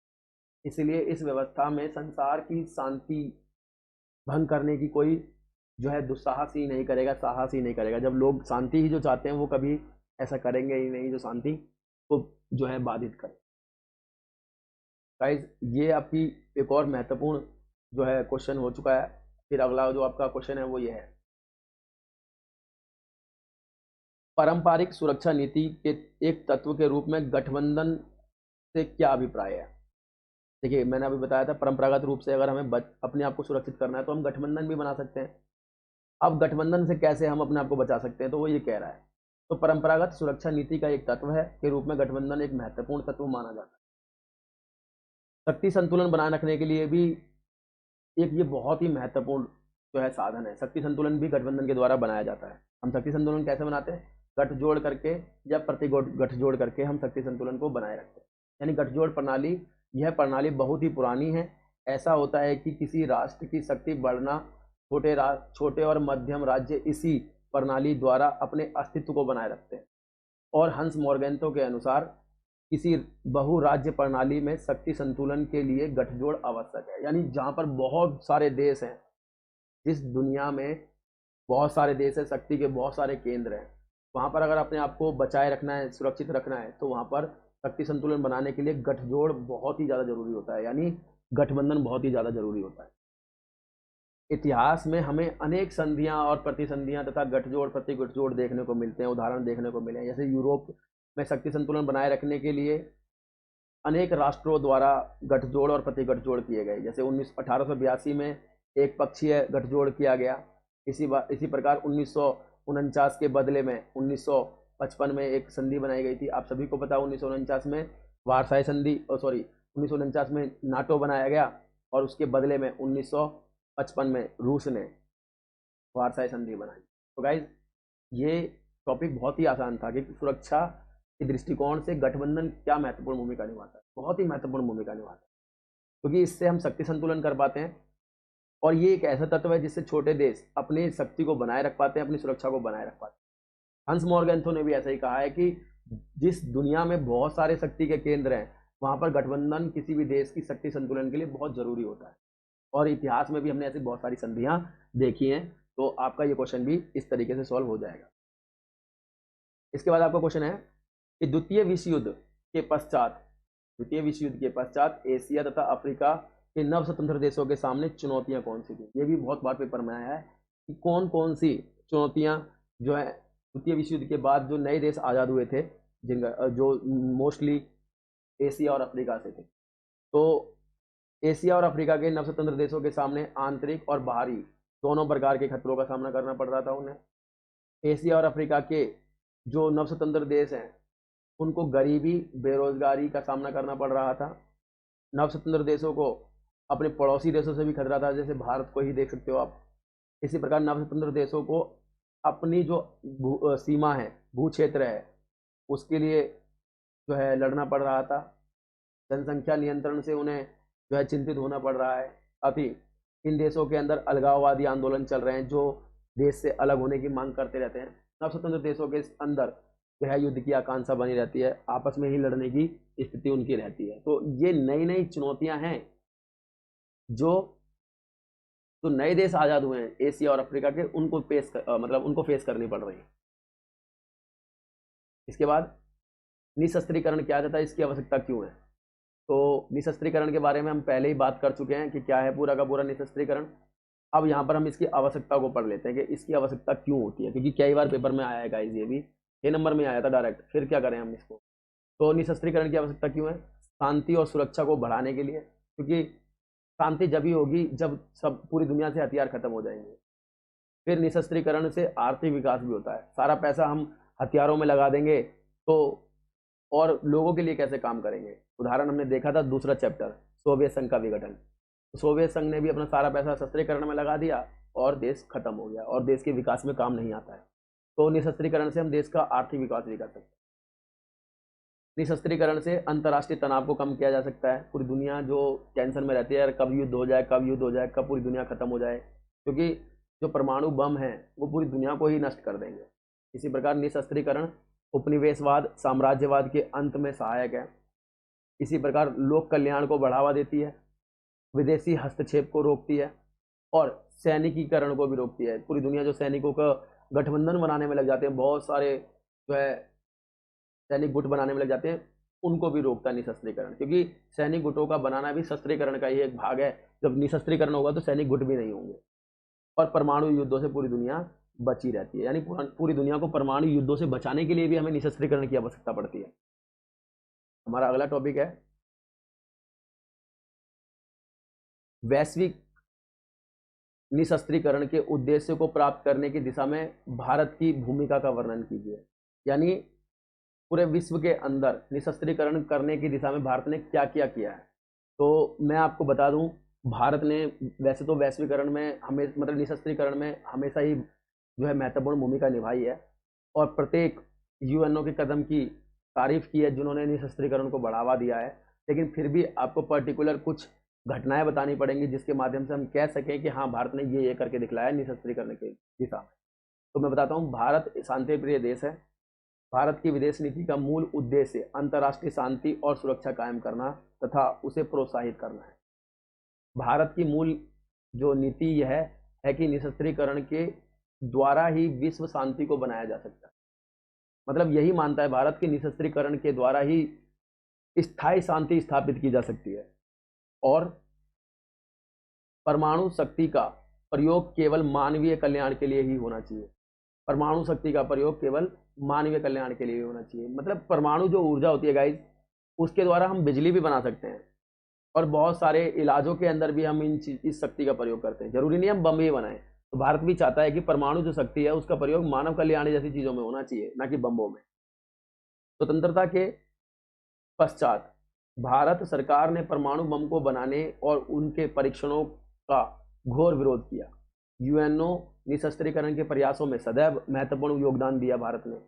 भारत के प्रतिनिधियों ने यूएनओ के परमाणु तथा प्रमाण पत्र बनाने के विरुद्ध आवाज उठाई। मतलब जो भी यूएनओ ने कदम उठाया है परमाणु हथियारों को रोकने का, उसके साथ में हमेशा आवाज से आवाज मिलाई है भारत। उन प्रस्तावों का समर्थन किया जो इन परीक्षणों को रोकता है। 14 जुलाई 1966 को मॉस्को में भाषण देते हुए प्रधानमंत्री इंदिरा गांधी जी ने कहा था कि परमाणु शस्त्रीकरण का वास्तविक उत्तर पूर्ण निशस्त्रीकरण है। यानी अगर हमें पूरी दुनिया से शस्त्रीकरण हटाना है, खत्म करना है, तो इसको हम निशस्त्रीकरण के द्वारा ही कर सकते हैं। ऐसा हमारी प्रधानमंत्री तत्कालीन इंदिरा गांधी जी के द्वारा कहा गया था। इसके बाद हम बात करते हैं भारत की भूमिका। भारत ने क्या क्या किया है। तो संयुक्त राष्ट्र निशस्त्रीकरण सम्मेलन 1978 मई जून में हुआ था। में राष्ट्र की महासभा में निशस्त्रीकरण से संबंधित अधिवेशन में भारत के प्रधानमंत्री मोरारजी देसाई ने पूर्ण निशस्त्रीकरण का समर्थन किया था। प्रधानमंत्री मोरारजी देसाई ने 9 जून 1978 को घोषणा की कि हमने अपने आप से संकल्प लिया है कि हम परमाणु हथियारों का निर्माण नहीं करेंगे और ना ही किन्हीं को प्राप्त करेंगे, मतलब कहीं से इनको प्राप्त करेंगे। मतलब मोरारजी देसाई ने 1978 में ये कहा अपने जो है भाषण के अंदर, ठीक है, अधिवेशन चल रहा था उस महासभा का, उसके अंदर ये कहा कि भारत हमेशा से निशस्त्रीकरण को बढ़ावा देना चाहता है और ना ही हम परमाणु हथियार बनाएंगे और नहीं कहीं से हम इन्हें लेने की कोशिश करें। ये हमने कहा कब? संयुक्त राष्ट्र संघ की निशस्त्रीकरण का सम्मेलन चल रहा था 1978 में, तब प्रधानमंत्री मोरारजी देसाई कह करके। इसके बाद हम बात करें संयुक्त राष्ट्र संघ विकास अधिकरण सम्मेलन 1982। तो जून 1982 में यूएनओ की महासभा में निशस्त्रीकरण की समस्या पर व्यापक विचार विमर्श किया गया। भारत के विदेश मंत्री थे उस समय नटवर सिंह। नटवर सिंह ने अपने भाषण के दौरान क्या कहा 1982 में कि सैन्य प्रतिस्पर्धा को समाप्त करके विश्व को विनाश से बचाने की हमारी अपील है, आप सबसे निशस्त्रीकरण कीजिए।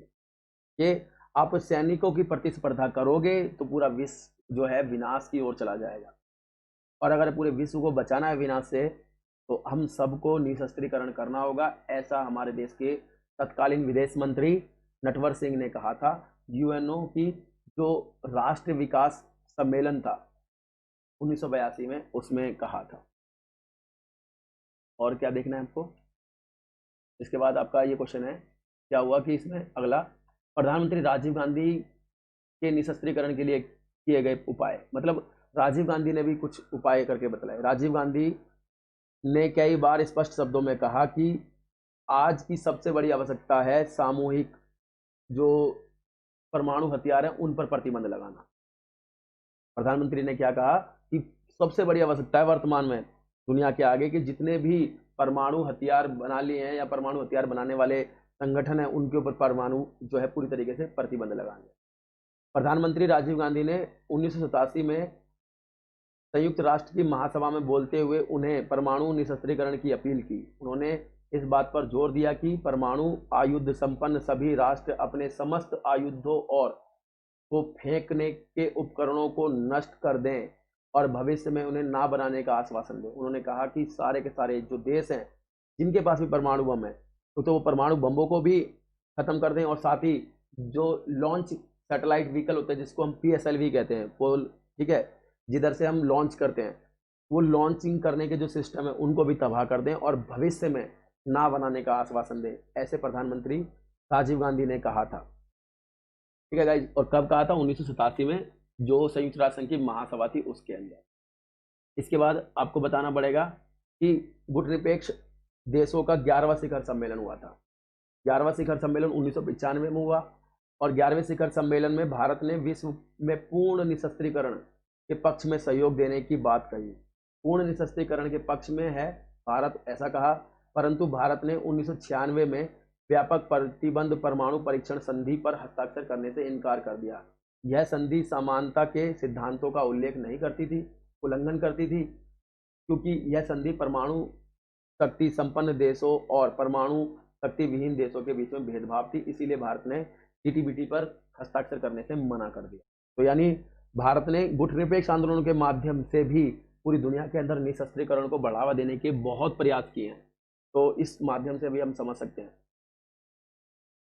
आपका अगला टॉपिक जो होगा वो होगा सुरक्षा की परंपरागत अवधारणा से आप क्या समझते हो। मानव सुरक्षा या फिर मानवता की सुरक्षा संबंधी संकीर्ण तथा व्यापक अंतरों में स्पष्ट कीजिए। यानी आपसे वो ये पूछना चाहता है कि सुरक्षा की परंपरागत और अपरंपरागत अवधारणा। हालांकि क्वेश्चन को कुछ तरीके से उसने घुमा दिया है, लेकिन मैंने सोचा कि आपको इसके भी पता होना चाहिए। तो संकीर्ण मतलब परंपरागत अवधारणा और व्यापक मतलब अपरंपरागत अवधारणा।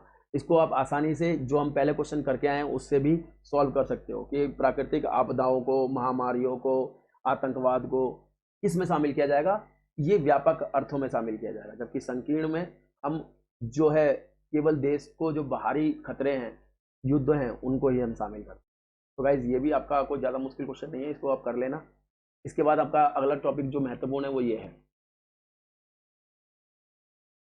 तीसरी दुनिया के देशों और विकसित देशों की जनता के सामने मौजूदा खतरों में क्या अंतर है, या तीसरी दुनिया के लोगों के समक्ष आने वाले खतरे किस प्रकार पहली दुनिया के रहने वाले लोगों के खतरों से अलग है। अपने पक्ष में उत्तर जो है उदाहरण सहित दीजिए। तो आपको अब ये क्वेश्चन बहुत इंपॉर्टेंट है गाइस। ऐसे क्वेश्चन ही पेपर में जो लोग तैयारी नहीं करते हैं अक्सर छूटते हैं उनसे क्वेश्चन, और 6-6 नंबर के क्वेश्चन आ जाते हैं, फिर हम फंस जाते हैं। हमारा जो 100% या 99-98% जो नंबर प्राप्त करने का सपना है वो एक सपना रह जाता है, क्योंकि ये क्वेश्चन अक्सर इस तरीके से पूछ लेता है जो सोचते भी नहीं स्टूडेंट। तो गाइज पहली दुनिया के लोगों को निम्नलिखित खतरों का सामना करना पड़ता है जो तीसरी दुनिया के लोगों के सामने से अलग है। यहाँ पर तीसरी होना चाहिए, सॉरी तीसरा ऊपर है, तो मैं कह रहा हूँ तीसरी दुनिया के लोगों को निम्नलिखित खतरों का सामना करना पड़ता है जो पहली दुनिया के लोगों के सामने नहीं है या उनसे अलग है। देखिए पहले हम बात करते हैं, एशिया व अफ्रीका के नवस्वतंत्र देश को आंतरिक और बाहरी दोनों प्रकार के खतरों का सामना करना पड़ता है, जबकि यूरोप के देशों को केवल बाहरी खतरों का सामना। इसी प्रकार से एशिया अफ्रीका के नवस्वतंत्र देशों को जो है गरीबी, बेरोजगारी का सामना करना पड़ता है, जबकि यूरोप के देशों को संस्कृति और सभ्यता पतन का सामना करना पड़ता है। संस्कृति खत्म हो रही है उनकी और सभ्यता नष्ट हो रही है, उनका सामना करना पड़ता है। विश्व में आज सबसे बड़ी समस्याओं में से एक समस्या वैश्विक गरीबी है। वर्तमान समय में लगभग 1 या फिर 1.2 बिलियन जनसंख्या प्रतिदिन केवल $1 से कम में ही गुजारा भत्ता करने के लिए तैयार है या मजबूर है, और गरीबी के कारण ये लोग कुपोषण, भुखमरी तथा महामारियां इत्यादियों को समय समय पर शिकार होते रहते हैं और उन्हें समय समय पर इनसे जूझना पड़ता है। गरीबी के कारण लोगों में असुरक्षा की भावना पाई जाती है तथा वह गलत कार्यों में आकर्षित हो जाते हैं, और इन समस्याओं से कहीं देखें तो तीसरी दुनिया के लोग बहुत दूर हैं। इसके बाद तीसरी दुनिया के जो अधिकांश देश हैं, तीसरी दुनिया के अधिकांश देशों को आज स्वास्थ्य से संबंधित समस्याओं का सामना करना पड़ रहा है। पिछले कुछ वर्षों में 20 बिलियन लोगों की मृत्यु ऐसी बीमारी से हो गई जिन समस्याओं का मतलब है जिन बीमारियों का इलाज संभव था। इससे स्पष्ट है कि आर्थिक संपन्नता, चिकित्सा, वैज्ञानिक उन्नति का सभी लोगों को फायदा नहीं है। यानी पहली दुनिया के लोगों को तो मिल जाता है, यानी विकसित देशों को तो मिल जाता है। पहली दुनिया के लोग यानी विकसित लोग, तीसरी दुनिया के लोग यानी विकासशील या अविकसित लोग। ठीक है गाइस, अब इसको समझ लेना। तो यानी तीसरी दुनिया के लोग जो हैं उनको बहुत सारी स्वास्थ्य संबंधी समस्याओं का सामना करना पड़ता है। 20 बिलियन लोग ऐसी बीमारियों से मर गए गाइस पिछले कुछ वर्षों में जिनका इलाज संभव था। ऐसी बीमारियों से जो बिल्कुल कहते हैं ना मामूली बीमारी, उनसे मर गए क्योंकि इलाज ही नहीं होता उनका। तो चिकित्सा वैज्ञानिक दृष्टिकोण से देखें तो तीसरी दुनिया के लोग पहली दुनिया के लोगों से बहुत पीछे। विकासशील देशों में लोग चेचक, हैजा, प्लेग और एड्स जैसी बीमारियों से पीड़ित हैं, और ऐसा नहीं कि ये बीमारी ठीक मतलब इसको हम खत्म नहीं कर सकते हैं, जागरूकता ही नहीं की जा रही है, फैलाई ही नहीं जा रही है इन देशों के अंदर। तो इस प्रकार से ये जो है तीसरी दुनिया के लोग की जो समस्या है सुरक्षा को लेकर के वो पहली दुनिया के लोगों से अलग है। उन पहली दुनिया के लोगों के सामने अलग प्रकार की समस्याएं हैं और तीसरी दुनिया के लोगों के सामने अलग प्रकार की समस्या। आपका अगला टॉपिक गाइज ये है कि भारतीय परिदृश्य को ध्यान में रखते हुए किस किस किस्म की सुरक्षा को वरीयता दी जानी चाहिए, पारंपरिक या अपारंपरिक। अपने तर्क की प्रतिपुष्टि में अपना जो है कथन पेश कीजिए, अपना उदाहरण दीजिए। तो वो पूछना चाहता है आपसे कि भारत को किस प्रकार की सुरक्षा की आवश्यकता है, सुरक्षा की परंपरागत या अपरंपरागत। पहले भी हम कर चुके हैं इस क्वेश्चन को, लेकिन फिर भी मैं बता देता हूँ कि भारतीय परिदृश्य को ध्यान में रखते हुए भारत को दोनों प्रकार से सोचने की आवश्यकता है, दोनों प्रकार को वरीयता देनी होगी, क्योंकि भारत सैन्य दृष्टिकोण से भी असुरक्षित है और अपरंपरागत दृष्टिकोण से भी असुरक्षित। भारत के दो पड़ोसी देश जो है हमेशा भारत के ऊपर आक्रमण करने के ऊपर लगे रहते हैं और पहले उन्होंने हमले किए भी हैं और परमाणु संपन्न देश हैं वो। इसीलिए हमें अपनी सेना को मजबूत करना होगा, यानी परंपरागत दृष्टिकोण को मजबूत करना होगा। अतः भारत को परंपरागत सुरक्षा को बढ़ाने की आवश्यकता है।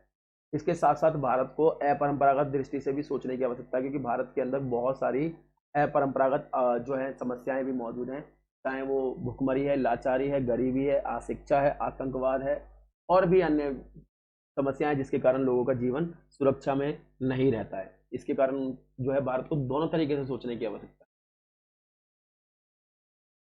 गाइस, आपका अगला जो क्वेश्चन है वो ये है कि पारंपरिक सुरक्षा नीति के एक तत्व के रूप में शक्ति संतुलन को व्याख्या कीजिए, ये कैसे स्थापित की जा सकती है। तो शक्ति संतुलन के बारे में मैं बता चुका था पहले भी, लेकिन एक बार इसको पॉइंट पॉइंट में क्लियर कर देता हूँ। शक्ति संतुलन क्या है वो पहले बता देता। तो गठजोड़ प्रति गठजोड़, शस्त्रीकरण प्रति शस्त्रीकरण, इसके बाद में क्षतिपूर्ति देकर के भी बफर जो है राज्य, हस्तक्षेप करके बांटो शासन करो की नीति और संतुलनधारी। इस तरीके से ये पॉइंट है, आपको अच्छे तरीके से याद रखने होंगे और इनको भी आप जो है अपने क्वेश्चन में शामिल करोगे। ये क्वेश्चन बहुत इंपॉर्टेंट है, पेपर में आ जाता है गाइस। इस तरीके से देखें तो हमारा जो अगला आपका क्वेश्चन है वो ये है कि निशस्त्रीकरण से आप क्या समझते हो। संयुक्त राष्ट्र द्वारा निशस्त्रीकरण के लिए किए गए प्रयास, यानी निशस्त्रीकरण की दिशा में यूएनओ ने क्या काम किया है। तो यूएनओ के कामों को हमें चर्चा में लाना है। तो आप सभी को पता होना चाहिए कि पहला काम जो किया यूएनओ ने, 24 जनवरी 1946 को संयुक्त राष्ट्र संघ परमाणु ऊर्जा आयोग की स्थापना की गई। इस आयोग का मुख्य उद्देश्य जो था, एक ऐसी योजना बनाना था जिसके अंतर्गत सदस्य राष्ट्र परमाणु ऊर्जा के उत्पादन को अंतर्राष्ट्रीय नियंत्रण के अधीन रखने को तैयार हुए, ताकि कोई भी देश इनका गलत प्रयोग ना कर पाए। परमाणु ऊर्जा आयोग जो है यही देखता है कि पूरी दुनिया के अंदर लोगों को जो परमाणु ऊर्जा मिल रही है वो शांतिपूर्ण तरीके के लिए ले रहे हैं या फिर अन्य तरीकों के लिए ले रहे हैं। यदि अन्य तरीकों के लिए ले रहे हैं तो इसकी इजाज़त नहीं दी। इसके साथ ही 1959 में सोवियत संघ के प्रधानमंत्री क्रुश्चेव ने संयुक्त राष्ट्र संघ की महासभा में पूर्ण निशस्त्रीकरण करने का प्रस्ताव लाए। इसमें कहा गया कि 4 साल के भीतर सभी राष्ट्रों को इस प्रकार नियंत्रण करना चाहिए कि इस अवधि के बाद उनके पास कोई भी परमाणु साधन ना बचे या फिर युद्ध के साधन ना रहे। ये उन्होंने कहा यूएनओ के माध्यम से ही। 1961 में महासभा द्वारा निशस्त्रीकरण आयोग का विस्तार करा गया। इसमें 8 गुटनिरपेक्ष देश भी शामिल हो गए। तो ये भी एक महत्वपूर्ण कदम था यूएनओ का गुटनिरपेक्ष आंदोलन की दिशा में या फिर निशस्त्रीकरण की दिशा में। सन 1970 से 1980 के दशक में संयुक्त राष्ट्र संघ ने निशस्त्रीकरण जो है दशक घोषित कर दिया, यानी 1970 से 1980 का जो दशक होगा वो निशस्त्रीकरण दशक होगा। इसमें कोई भी शस्त्रीकरण को बढ़ावा नहीं दिया जाएगा। इसमें सदस्य राष्ट्रों से जीवाणु अस्त्र भंडारों को नष्ट करने की अपील की गई। उन्होंने बोला कि जो भी सदस्य देश हैं जिन्होंने जीवाणु हथियार बना लिए हैं वो उन्हें नष्ट कर दें। 1978 और 1982 में संयुक्त राष्ट्र संघ महासभा ने निशस्त्रीकरण पर अधिवेशन आयोजित किया, जिसका मुख्य उद्देश्य था निशस्त्रीकरण को बढ़ावा देना। जून 1996 में अमेरिका के प्रभाव में जेनेवा में एक विश्व निशस्त्रीकरण सम्मेलन बुलाया गया। इस सम्मेलन में अमेरिका ने व्यापक परमाणु परीक्षण प्रतिबंध संधि प्रस्ताव में पेश की, मतलब वही CTBT पेश की, ताकि अधिक से अधिक लोगों को इसमें जो है शामिल किया जा सके, ताकि जो है निशस्त्रीकरण को बढ़ावा मिले। 1997 में वियना में एक सम्मेलन हुआ जहां पर परमाणु कचरा संधि स्थापित की गई। भारत ने इस संधि पर हस्ताक्षर किए जबकि पाकिस्तान ने नहीं किए। यानी जो परमाणु कचरा है उसको निपटाने की इसमें बात की गई थी, उसको कम करने की बात की गई थी। तो भारत ने तो साइन कर दिया इस पर और पाकिस्तान ने नहीं किए। तो गाइस, ये क्वेश्चन था आपका जो निशस्त्रीकरण की दिशा में यूएनओ ने क्या क्या किया है। तो आप इसमें बता सकते हो सारी की सारी घटनाओं का क्रमबद्ध तरीके से मैंने एक्सप्लेन किया है। आप इसको याद कर सकते हो अच्छे से, पॉइंट वाइज पॉइंट है। तो गाइज आज की वीडियो में यही था और आशा करता हूँ आपको पसंद आया होगा। अगर पसंद आया है प्लीज़ लाइक सब्सक्राइब और शेयर करना ना भूलें। गाइज आज की वीडियो में इतना ही। अब हम नई वीडियो में मिलेंगे नए टॉपिक के साथ, तब तक के लिए बहुत बहुत धन्यवाद।